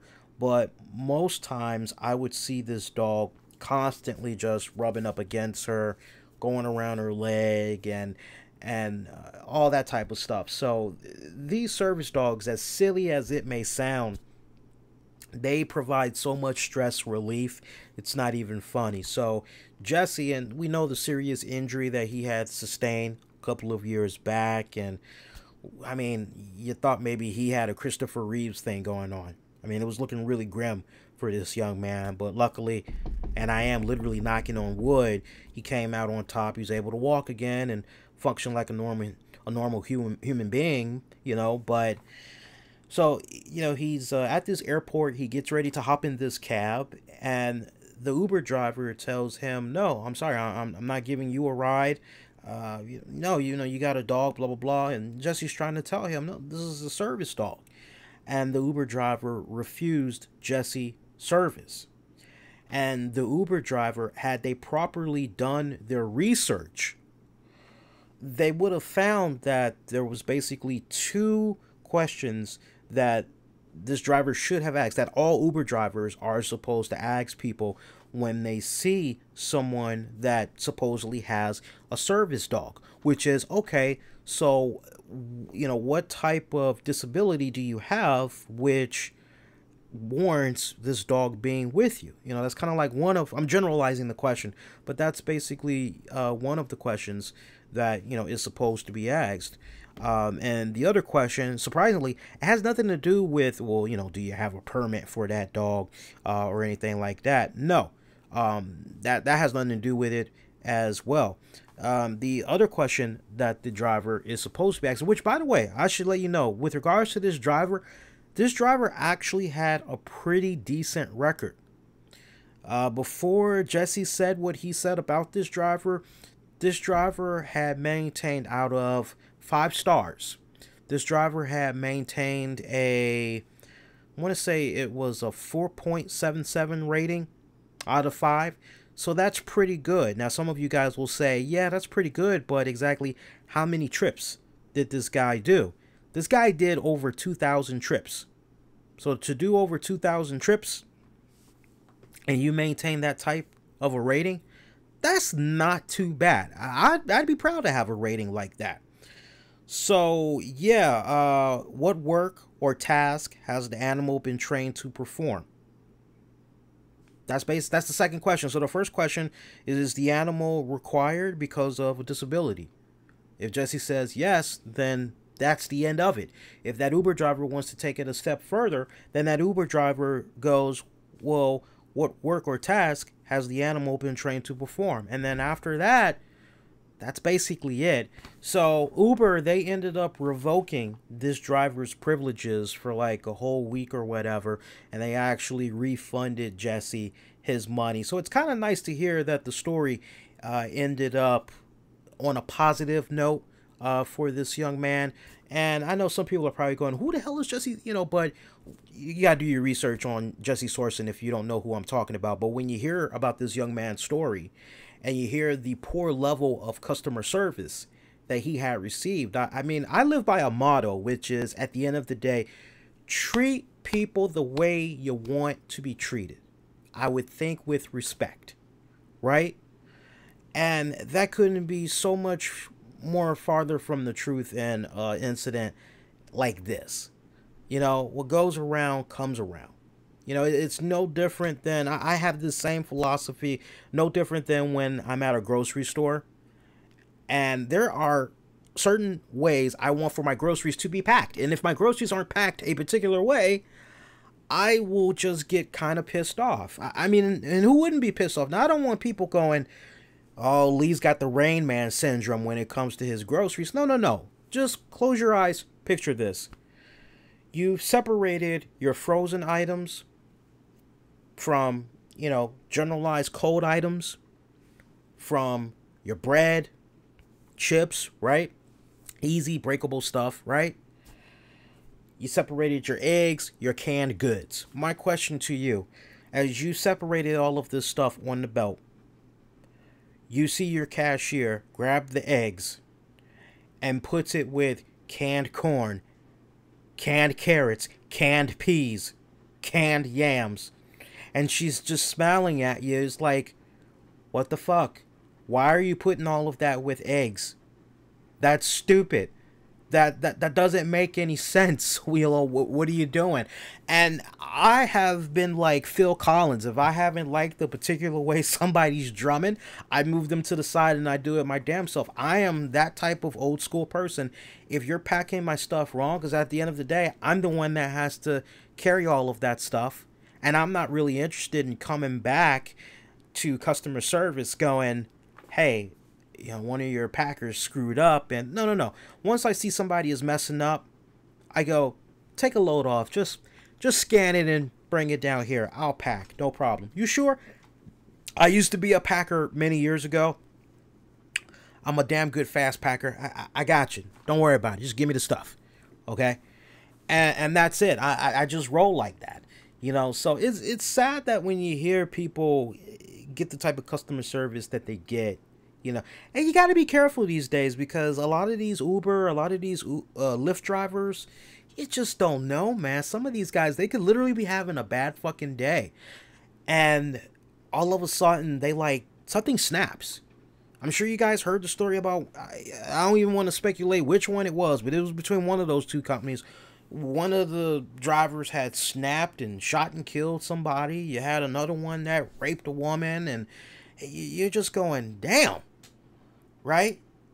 And that's why you got the new Uber drivers saying, oh, we're now giving you extensive background checks. And it's kind of like, well, dude, what the fuck were you all doing before? Shouldn't you have been doing this already? You guys are so concerned about what type of car people are using and what year the car is that you forget about the little things. It's the little things of detail that you guys are forgetting about the most. And I'm with Party. I'm with Party hard. Yeah, I'm like you. I do self-checkout. I usually always do self-checkout. Very rare do I go to an actual line. If I go to an actual line, that's the other thing about me. I got the memory of an elephant. I actually don't forget faces, be it good or bad. Like, especially like in my neighborhood stores. Oh yeah, I remember her. I had a really good experience. Hey, let's go to her. She was very friendly. Hey, how you doing? You know, blah, blah, blah, you know.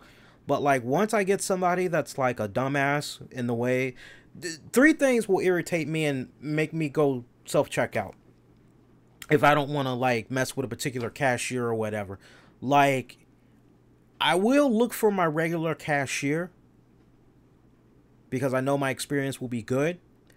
But what will make me more inclined the next time I go to that particular establishment and using their self-checkout lines, if I feel that the cashier is being shitty. And we've all been there. We've had those experiences where we're in the line, we're being nice, you know, we're saying, hey, how you doing? You know, how's your day? Long shift so far? Or, you know, hey, how was your weekend? And they're just all quiet and they're acting like they don't want to be there.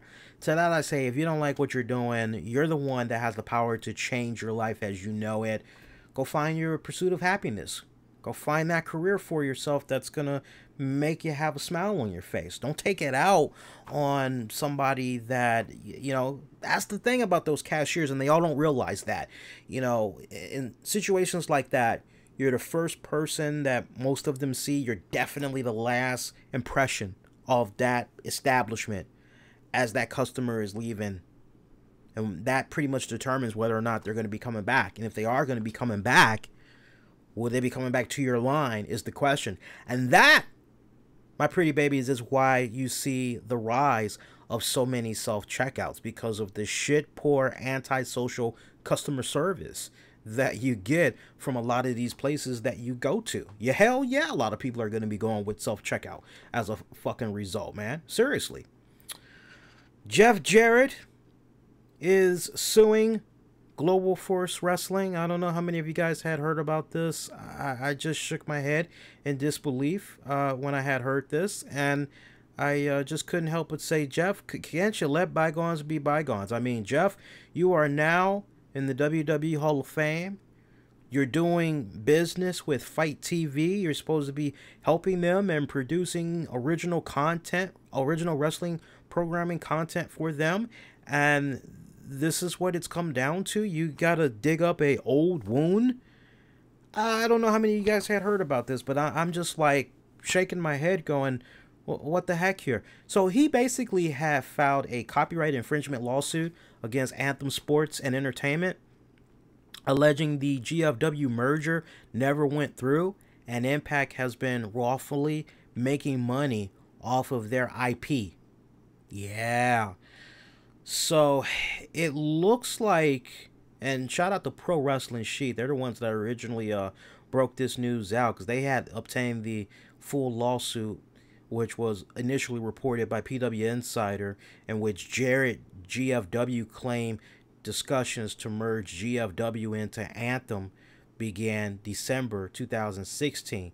So in May 2017, two sides signed a term sheet regarding Jarrett's employment as chief creative officer of Anthem Wrestling and for the GFW merger.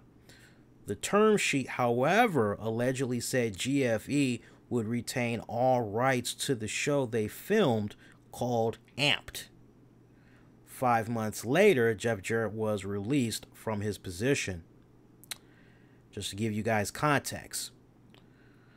So, as you all know, Jeff had that period where it wasn't really looking pretty good for him. He eventually went into a rehab to try and get a hold of his demons and all that. And in the lawsuit documents, Jarrett and co. claimed the merger was never officially completed, yet Anthem reproduced, distributed, publicly displayed, offered for sale, and sold the GFW Amped content without providing any compensation or royalties to Global Force Entertainment or to Jeff Jarrett. So Global Force Entertainment also has an issue with Impact's Global Wrestling Network, pointing to the similarity of the logos and claiming Anthem doesn't have a license to show the Amped footage. GFE is seeking an award of punitive and or treble damages for at least 3 times the amount of defendants' profits or GFE's damages, whichever is greater, due to the nature of defendants' wanton and willful conduct. They also want all copies of GFW content erased, deleted from Anthem's archive. So this does not look good whatsoever. I mean, look, man, business is business. I get that. I sincerely get that. But if this is a situation where Anthem did not cross off all those check marks, they didn't X out them boxes, that is a bonehead freaking move. It really is. I mean, just stop and think about that for a second. And any of us that watch Impact Wrestling, we know, we visualize, we can see it in our heads. Just close your eyes and you can see the commercials where they're showing the GFW app and all that, GFN app, whatever they're calling that damn thing. You know, we can see the color scheme of it. You see the layout on the website and all that. That don't look good. And then the fact that they've been using the amped content. Much as I don't like some of the things that Jeff Jarrett has done in the past, you know, I always try to look for a silver lining. I always try to give him the benefit of doubt. But it really sounds legit to me like this is a situation where, you know, they took basically, look at it this way. This is the nicest way I can summarize what's currently going on with Jarrett and this pending lawsuit. This is basically like Jarrett grooming, nurturing, taking from the ground up an idea and materializing it, right? His product. And then going out there on the market and saying, hey, look, I have this. What do you think? And, you know, you might have some people that say, okay, well, leave me a copy and I'll go over it. They go over that copy. Yeah, I don't really think that's going to work for me. You know, whatever. You know, it's almost equivalent to, you know, a person just kind of then going back, taking that content, and then trying to make a little bit of money off of it by, well, instead of this character being named Ted, we'll just name him Frank. And instead of the setting being in Seattle, Washington, we'll just let it be in Mississippi, and yeah, you know, instead of that being green, we'll turn this blue, and you get the gist. So I'm no Perry Mason, I'm no Matlock, but I tell you what, we know his side. Now we gotta hear from Ed Nordholm and crew, and I'm telling you, next conference call or whatever, that should be interesting, because I'm very curious, because they've yet to respond to Jeff Jarrett and this lawsuit. I mean, I would imagine they're not going to be able to put too much out there. I would imagine there's only but so much they can talk about. But I would imagine at least they would be able to shed a little bit of light on, hey, it's just a misunderstanding. This is pretty much the real deal of what's going on. So to be continued, but you just feel kind of like, really? Like, man, you just went into the WWE Hall of Fame. You got all these other good things that's going on. Can't you just let bygones be bygones? Don't, because someone could legitimately look at this and they could say, man, you're coming off like a bitter what. Not my words. That's just how some people could legitimately look at this. So, quite sad, man. Damn, quite sad. See. I want to get into one other topic, and God, I want to get into this other one too. We'll see how we do. We'll see how we do. So, New Japan Pro Wrestling, they've got a interesting event in the United States that's going to be coming up. It is called Destruction in Hiroshima, and this card is looking pretty damn good so far. I want to tell you guys how that card is looking. I don't know, I may actually try to see about watching this, depending on how my schedule is going to be looking during that week. But this card is looking looking damn impressive. All right, so it's going to be going down September 15th, 5 a.m. Eastern, 2 a.m. Pacific. So for those of you that's wondering what the hell is September 15th, September the 15th is going to be on a Saturday. So that's not too bad. Come home from work, get yourself a little bit of sleep, wake up at about, 2, 3 in the morning. There you go. Check this out, though. Jushin Liger, Kushida, and Tiger Mask 4. They're going to be taking on Roppongi 3K. Bad Luck Falau. Always mispronounce this guy's name. Bad Luck Fali. I think I got it that time. It's going to be taking on Toa Henra, Ayoto Ashida. No. Ayoto Yoshida and Michael Elgin. They'll be taking on the Killer Elite Squad. That consists of Davey Boy Smith and Lance Archer. Chaos, that's Beretta, Chucky T, and Will Ospreay. They'll be taking on Bullet Club's Chase Owens and Yujiro Takahashi and Kota Ibushi. The Firing Squad, Tajiri Ishimori and Tamatanga and Tangaloa will be taking on Taguchi Japan. That consists of David Finlay, Juice Robinson, Razuki Taguchi. Looks like that's going to be a never open weight 6-man tag team championship match. Meanwhile, you got Chaos, Geto, Haruki Goto, and Toru Yano. They'll be taking on Suzuki Gun.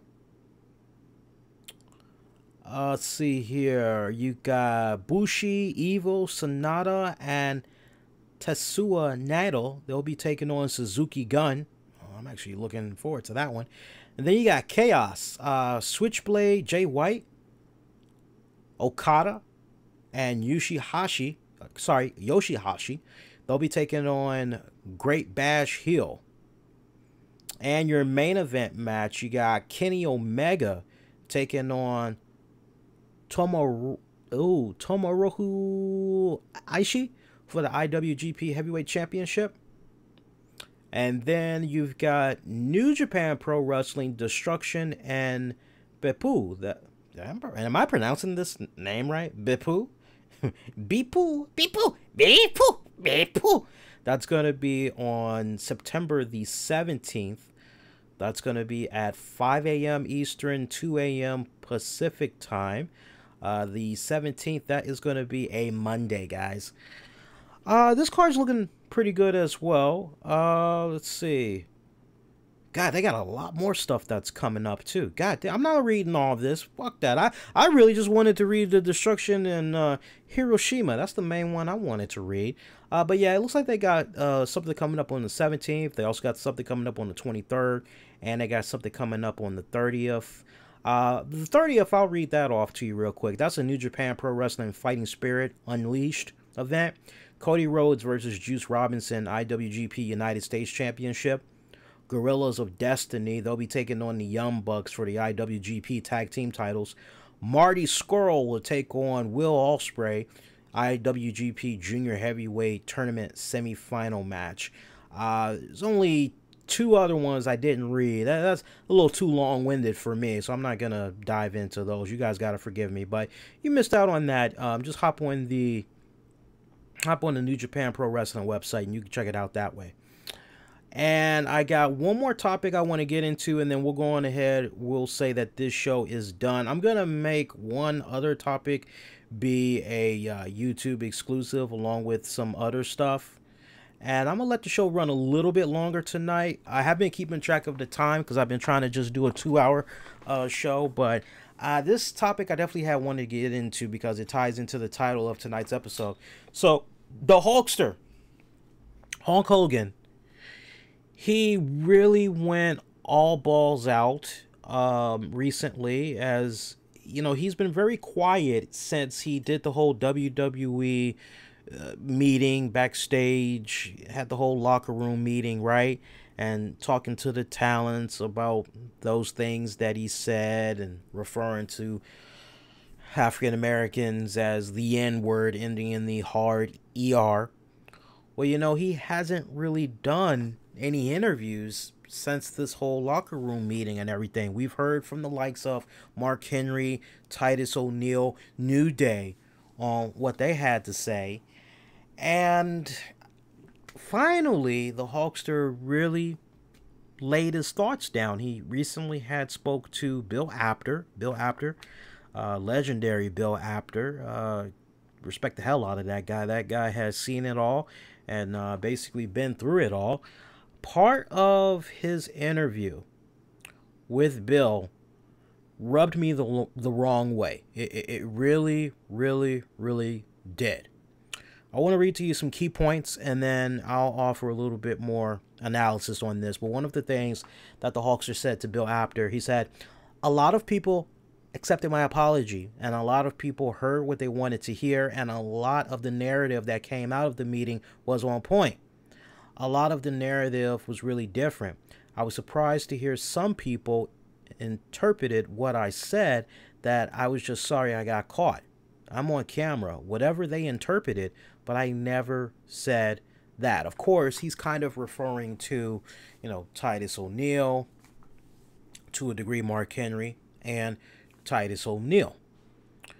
So after Hogan met with the current WWE talent, as you know, some of those guys, they said what they said, and Hogan followed up with regards to that. He said, I just hope the Brotherhood can get back to the way it was. Outside the ring, you're supposed to protect your brother. In this case, it's a situation where 75, 80, 90% of the wrestlers are protecting me, and they're giving me another chance to move forward. There's just a few wrestlers that don't understand the bond and the brotherhood of wrestling. If someone makes a mistake, you need to forgive them and move on and try to let them prove themselves. Interesting.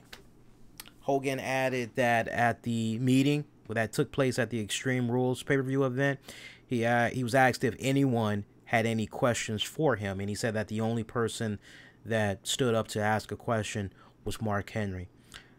Hulkster said, I just wanted to be able to, if anybody had any questions or anybody had anything to say at that time, I really just wanted them to say it to my face so I could address it, hopefully understand the issue, and get them to understand me. I'm telling you, I'm telling you. I try so hard to understand the Hulkster. I really do. But then there are times where I just facepalm. And I just go, really? Now look, the whole part about, hey, you got to be careful because there's cameras and you don't know when people are recording. I get that. I get that. I'm not defending the guy, so just hear me out. But I understand that mentality. Because we are in this day and age where you really do have to be careful. Perfect example. This isn't long-winded. I watched last weekend back-to-back episodes over the weekend of Live PD. And you had two unique but very similar incidents where if it wasn't for the Live PD crew being there, and if it wasn't for the police having their body cameras on them, the individuals that they had dealt with that Friday night and the individual that they dealt with Saturday night, I mean, you talk about, oh my God, if there was ever a time for racial profiling and, oh, you're just picking on that person because they're Hispanic and you're a Trump supporter and blah, blah, blah. Oh, you're a crooked cop. That's what you are, you know, picking on the powerless and abusing the weak with your badge, right? And some of the comments that was coming from social media, some of the people were disgusted by the way that the police were handling these individuals, even though you saw from the moment that they got out of their vehicle what all led to them acting aggressive, the police that is, to these individuals. And you see frame for frame for frame, and everything ends with, oh, well, this person Friday night, oh, it turns out they had multiple warrants out for their arrests. And you go to Saturday night, oh yeah, this person had warrants out on their arrests, about 7 of them. They've been in jail, blah, blah, blah, blah, blah times. And you kind of go, damn, right? But see, in today's society, we operate in such a way where we're looking for that next social media hit. We're looking for that next viral video. We see a fight break out or we see whatever, we're not inclined to help our brothers and sisters. I don't mean a black thing. I just mean brothers and sisters in general. The hell with your color. We're all brothers and sisters. But we're in this day and age now where rather than help our fellow man and woman, we're quick to bust out one of these and record. Because we got to get viral. We got to get those 15 minutes of fame so we can upload it on Twitter, YouTube, and yeah, man, my joint was the shit. I got 7 million views off that bitch. Yeah, man, I got CNN. I got fucking Fox. I got NBC. Man, I'm going to be on the Today Show tomorrow talking about that shit. Watch me, dog. I'm going to have my best suit on. And it's sad. It's fucking sad. But that's where our society is currently. Okay? And some people have bad intentions. Some people will take those phones and they may have the whole goddamn setup of what went from A to Z. But you'll have some people that will, to fit the narrative that they need to be put out there. I know this is from A to Z, but I'm just going to go on ahead and I'm just going to crop all this other shit. And I'm just going to say, let's pick it up from C to L. Fuck everything else. And they can spin it the way that they want to spin it. So I can understand the argument that the Hulkster's making about, hey, you have to be careful because, you don't know who's recording and, the way technology is now. I get that. Sadly, was that the right place and the right time to say those things? No. No, I don't believe it was. I don't. In my heart of hearts, I don't believe that was the time or the place to say that.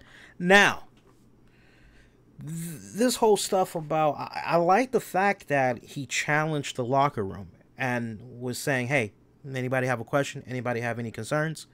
And I like that Mark Henry stood up and said whatever he said. Because if the Hulkster gave the entire locker room the opportunity to air their grievances, what I don't understand is why guys like Big E, Kofi Kingston, Xavier Woods, for all the amount of money that they've been able to bring in to the WWE, they've been given so much rope. Why? You have this guy in front of your face. Don't say what you're going to say online. Why not say what you... And I had no problem with what they said online, but if this is true that he gave them the opportunity to talk, the entire locker room to ask questions or comment, then why not? Okay, well, we got you here. What's up with this? Well, this is how I feel. You care to comment, right? And I'm just old school like that. You know, I mean, who isn't old school like that? You know, especially if you're a man. You don't want somebody, let alone another man. You don't want another man talking shit about you behind your back. It's no, I'm right here, dude. Whatever beef you got with me, say it to my face. Let's see if we can fucking squash this shit. So that rubs me the wrong way. Assuming that that's the truth, that does kind of rub me the wrong way. All right. But at the same time, now that he's put more colorful context on, you know, what all he said to this WWE locker room, I just feel that the message was lost in translation. I feel that he went in here, and I'm sure that in his mind it was nice and dialed up. I'm sure it was very pretty. He probably rehearsed it for a couple of days. You know, pacing back and forth, looking at himself in the mirror and talking it out, and yeah, that's what I'm gonna say. And maybe it changed drastically by the time he got to meeting the locker room prior to the Extreme Rules pay-per-view. It happens to the best of us. Lord knows I could be thinking something. I got my lines down. It's time for me to say it in person. Out of 100%, I'm like 90% on point. Oh, man, I forgot to say that. But here's the thing. These people heard the audio, read the transcript of you saying the N-word. You just gotta man the fuck up. And if there's one bone I have to pick with the Hulkster right now, it's man up. Own the fact that not only did you say this offensive, derogatory word, right, that basically opened up a part of your soul that a lot of people, those that grew up on you, did not know exists, and yet somehow, despite it all, these fans are willing to forgive you. They're watching your every move, and they're hoping that the next move that you make is a damn good one, because they don't want to, you know, you're a big part of a lot of these people's childhood. Everything that was good, everything that was right, everything that was, this is why I fell in love with pro wrestling. So a lot of people are still trying to give you that rope, but when you don't take self-accountability for your actions, you're not going to get that respect. Let me home in on something here. What's this shit about Brotherhood? The way he's talking, what brother, you know, because, you know, where I grew up, there's another kind of brotherhood that I'm aware of. And in this brotherhood, sometimes you can ride horses, you wear all white, you put a sheet over your head, and you burn crosses on black people's front yards, on their front lawns. So what type of brotherhood are we talking about here? Right? You know, I'm sorry, but if you fuck up, you fuck up. If your brothers and your sisters, let's also understand this, the Hulkster, the game's changed dramatically since you dominated. It ain't just about the boys anymore. The women are coming up as well, and they are starting to get to that point where they are being treated just as equal to the men. So it's not just about the boys anymore. The women have a say as well. All right? This crap about brotherhood and, oh, we're supposed to stick together. No, if you do wrong, you get punished. If you fucked up, you deserve any and everything that's coming to you. Okay, if we're gonna do this whole, well, look, man, I'm saying everything I've done for the business, you know, so I'm supposed to be part of this brotherhood, and okay, so if basically what you're saying is, even though you said the N-word, forget about it. Well, then, considering what Chris Benoit had did to Nancy and the rest of the family, I guess maybe we should forget about it as well and let him back in the brotherhood as well, right? safe to assume Jimmy Snuka had killed that girl that he killed. So should we just forget about it because of the Brotherhood? The Brotherhood. What kind of rhetoric is that? I facepalmed when I listened to this audio, and I shortly after transcript was available, and I'm going back and I'm reading what the Hawkster was saying, and I just couldn't believe it. I was floored. I'm going, really? You're actually trying to justify this? No.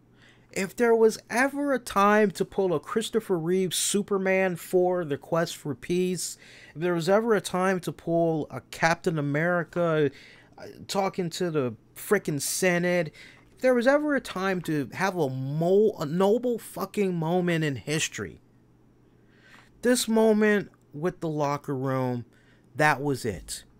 Hey guys, look, I know that some of the things that I said in that audio, I know you guys heard it and or you saw the transcript. Whether you're black, you're white, Hispanic, Asian, whatever nationality, sex, creed, as a human being, I apologize. I fucked up. Those were despicable, hurtful, very hurtful things that I said. And I know that forever it will tarnish my legacy.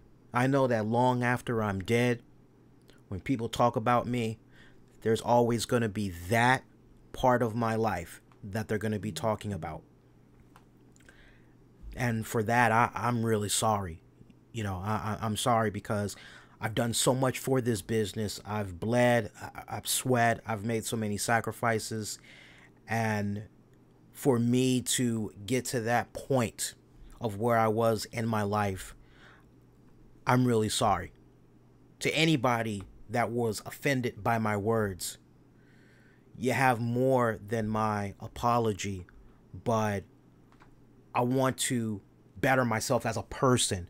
I want to be a better individual. I'm sure you guys have seen it with your own two eyes, what's going on in this country right now. There's so much of a great divide between so many races. Take your pick, what's going on with unarmed black men or just people of color that are being wrongfully harassed by the police.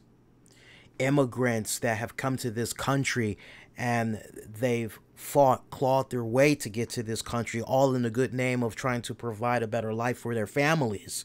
And look at what's happening to them. They're being deported back. There's a lot of great racial tension and divide right now in this society.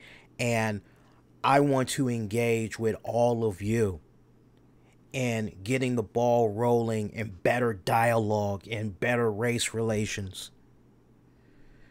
To those of you that aren't really sure where my heart is really coming from, you feel maybe I'm just looking for a paycheck or what have you, I hope in due time you'll afford me the opportunity to not just gain your trust, but your confidence in proving to you and myself that I am a changed man. If he would have went in there and said something like that, that's got bravado. That's got balls. That's self-accountability at its finest. I've got a Hulk Hogan poster that I got for Christmas, and it has yet to be framed. It's signed and everything. It's a huge poster. Before what went down, I entertained the idea of hanging it up. Where I stand right now, boys and girls, I don't think that poster is ever going to be going up on the wall. Ain't that sad? And good money was spent on that poster. You know, what this interview says to me is that he doesn't get it.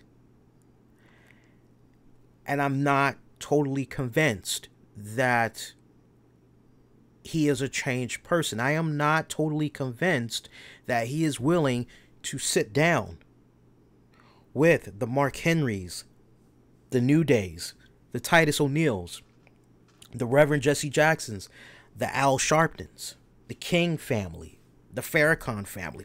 I'm not totally convinced that he is at that point.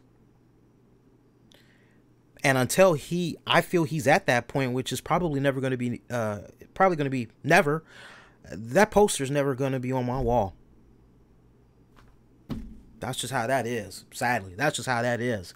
Yeah, and I'm with Party Hard. Party Hard says, it seems like he's forcing people to forgive him. You can't do that when you say something offensive. He needs to actually own up to what he did and not blame people for not. Yeah, I'm totally with you 100%. Totally in agreement with you 100%. One other topic I got to get into because it tied into the damn title of the episode, man. Asia Argento. Right? I'm sure you guys heard about this. This woman, like one of the main ambassadors, one of the main godmothers, right? God founders, leading the way with the whole Me Too movement and all that shit. She's an Italian actress, basically the leader of the movement. She's been denying allegations of sexual assault. You've got legal documents that have been seen by the New York Times that's reporting to show she paid her former co-star Jimmy Bennett $380,000 after he accused her of sexually assaulting him when he was just 17 years old. And in a statement, she said that, and I quote, "I've never had any sexual relationship with Bennett." The actress says she strongly denies the contents contained in the New York Times article, quoting documents exchanged between lawyers for Bennett and Argentino. The paper details an incident of an alleged incident that had took place in 2013 here in the U.S. at a California hotel room where Bennett was just 17 at the time and she was 37. This sounds like freaking Dustin Hoffman in The Graduate. You know, are you trying to seduce me? You know, Mrs. Robinson? I mean, goddamn. So, yeah, she is alleged to have performed oral sex before engaging this young man in full intercourse. This young man, Bennett, was a successful child actor, rock musician. The age of consent in California, just so you guys know, 18. 18. And he was 17. This does not look good whatsoever. So, I mean, look, we can't all jump the gun, but this doesn't look good. I mean, when you think about what went down with Chris Hardwick, and it's like, okay, we got to follow the evidence. Where's the evidence going to? Oh, okay, we got this statement, but then we've got all these ex-girlfriends that are coming forward saying, you know, nothing but complimentary things about Chris. Some of these women, even though the relationship didn't work out between them and Chris, they still remain in contact to this very day. Some of these people have gone on to marriages and all of that, and they didn't have to jump out there for Chris, but they said what they said because they believe, no, what's going on with this guy? This is bullshit.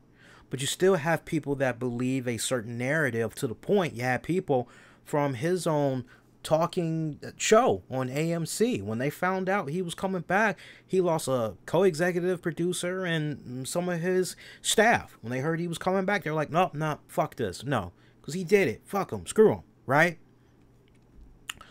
You got to follow the evidence. This is no different than what had went down. What had went down with Guardians of the Galaxy director James Gunn. You've got Batista and so many people that are so damn vocal about, no, man, let Gunn keep his job. This is bullshit. Where's the evidence? You're showing nothing but a bunch of bullshit. There's nothing bulletproof. The guy apologized for these tweets years ago. Like, why are we throwing him under the fire now? Like, this is stupid. This makes no sense. What the hell? Right? No evidence. Despite all the stuff that you could consider circumstantial or whatever, there's nothing that is, okay, definitively, right? So, Argento, I should say, I apologize, Argento, she admits that she did make a payment to Bennett, but that no sex had happened. So, meanwhile, you got all this, and you're kind of like, well, what's going on with this young man?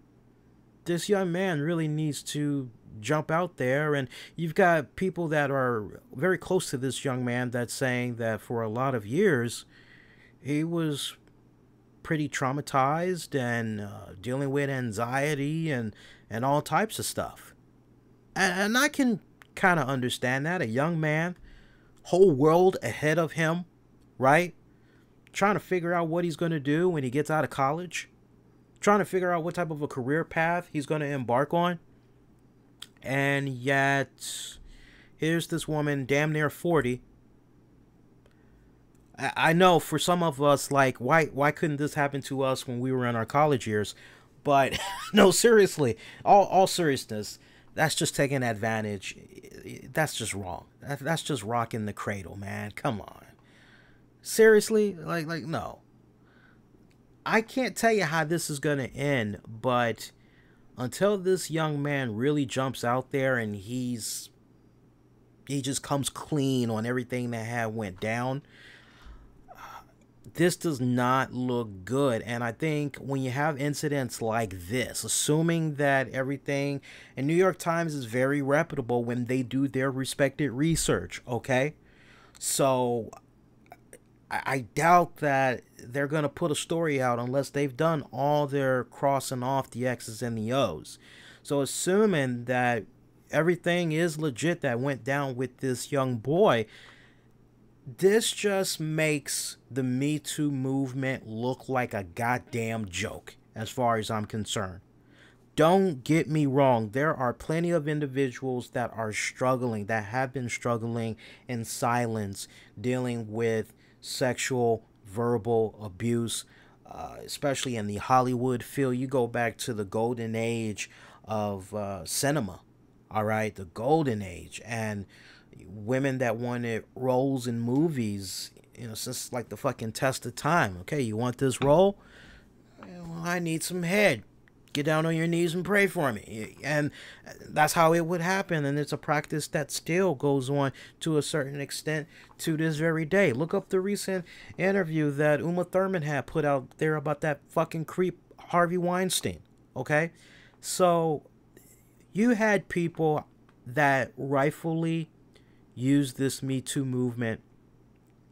Terry Crews, who we just talked about doing the setup for the SummerSlam show and all that. He was a victim, and he's lent his voice to the Me Too movement. I'm not sure how many of you guys remember hearing about his encounter. Feel really bad for that dude. But there are people that have properly used the Me Too movement the right way and getting their message across, finding the courage to, hey, this is what happened to me, and I'm not going to be silent any longer. And look, we've seen the ugly of uglies get taken down by a vocal Me Too movement. Kevin Spacey, Harvey Weinstein, C.K. Lewis, okay? But then you have people that look at this Me Too movement and they look at it as an opportunity to go, oh, I can finally get some damn retribution on blah, blah, blah. Yeah, dump me, why don't you? Payback's a bitch. It's your fault that, again, this all goes back to self-accountability. I would like to believe, though, that in this day and age, when something sexual or physically in nature happens to us and our body that we don't want, I would like to believe now in this day and age we're so much more vocal about it that we're not going to wait. Like, as soon as it goes down, we're going to go get the help that we need. But you legitimately have some people you would think would say something. They don't want to face the looks. They don't want to face the embarrassment. They don't want to be under a microscope. And they just think they can kind of brush it and keep on moving, right? Look at what went down with Bill Cosby and all that, right? But when you have individuals like Argento that's conducting herself potentially the way that she's potentially, it looks bad. It looks very bad. But you know what? I'm going to give the dog its day. And I'm going to say, let's follow this evidence and let's see where everything leads. I will tell you this much.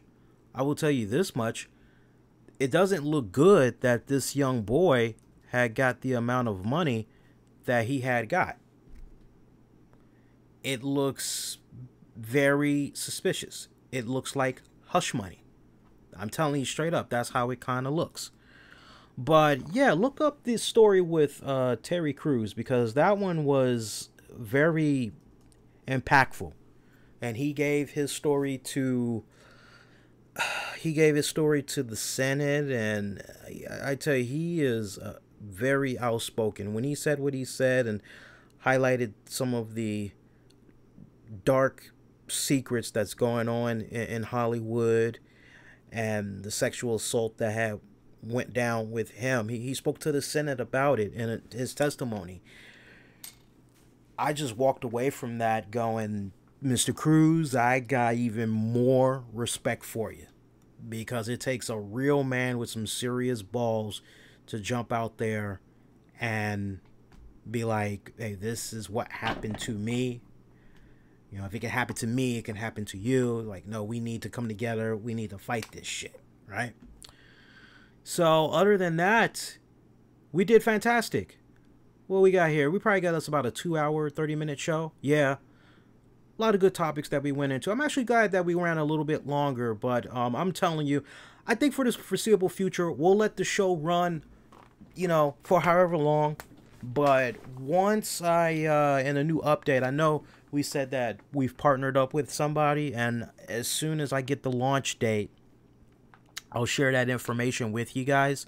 But until we get the launch date, then, we'll keep doing the shows like we normally do them. But once we ink out that new deal with those guys, it's already inked, I should say.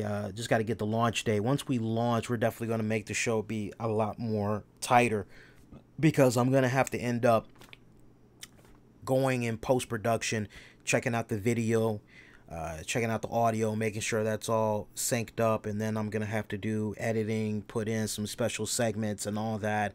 So it's a lot of cool stuff that's going to be in store. I saw some of you guys had said something along the lines of there was a little bit of audio lag. I will be looking into it. I actually got a nice rare day off from work, so I'm going to be kicking back and I'm going to see if I can try to fine tune it. Are you guys following the RCWR show on Twitch? I know I don't really promote it enough, but you should follow Twitch. I have a Twitch account. Look up RCWR Show. You don't need to put just type in RCWR Show, and you can find me that way. I stream games from time to time. I don't talk. I usually just play the games. And Shenmue 1 and 2, one of my all-time favorite Sega Genesis games. Part 3 is supposed to be coming out now in 2019, but they finally had released Part 1 and 2 HD remastered. It came out just earlier today, Tuesday. It's now Wednesday, but it came out on Tuesday. And so I got me some Xbox credit. I am going to be playing that bad boy tonight. So in a little bit, I'll be getting on on Twitch rather, I should say, and I'll be streaming the game. So that's going to be fun. So I should actually be probably by about 1:30. I'll probably be playing that 1:30, 1:45 for you guys that want to do a little bit of late night Twitch. Look up RCWR Show on Twitch.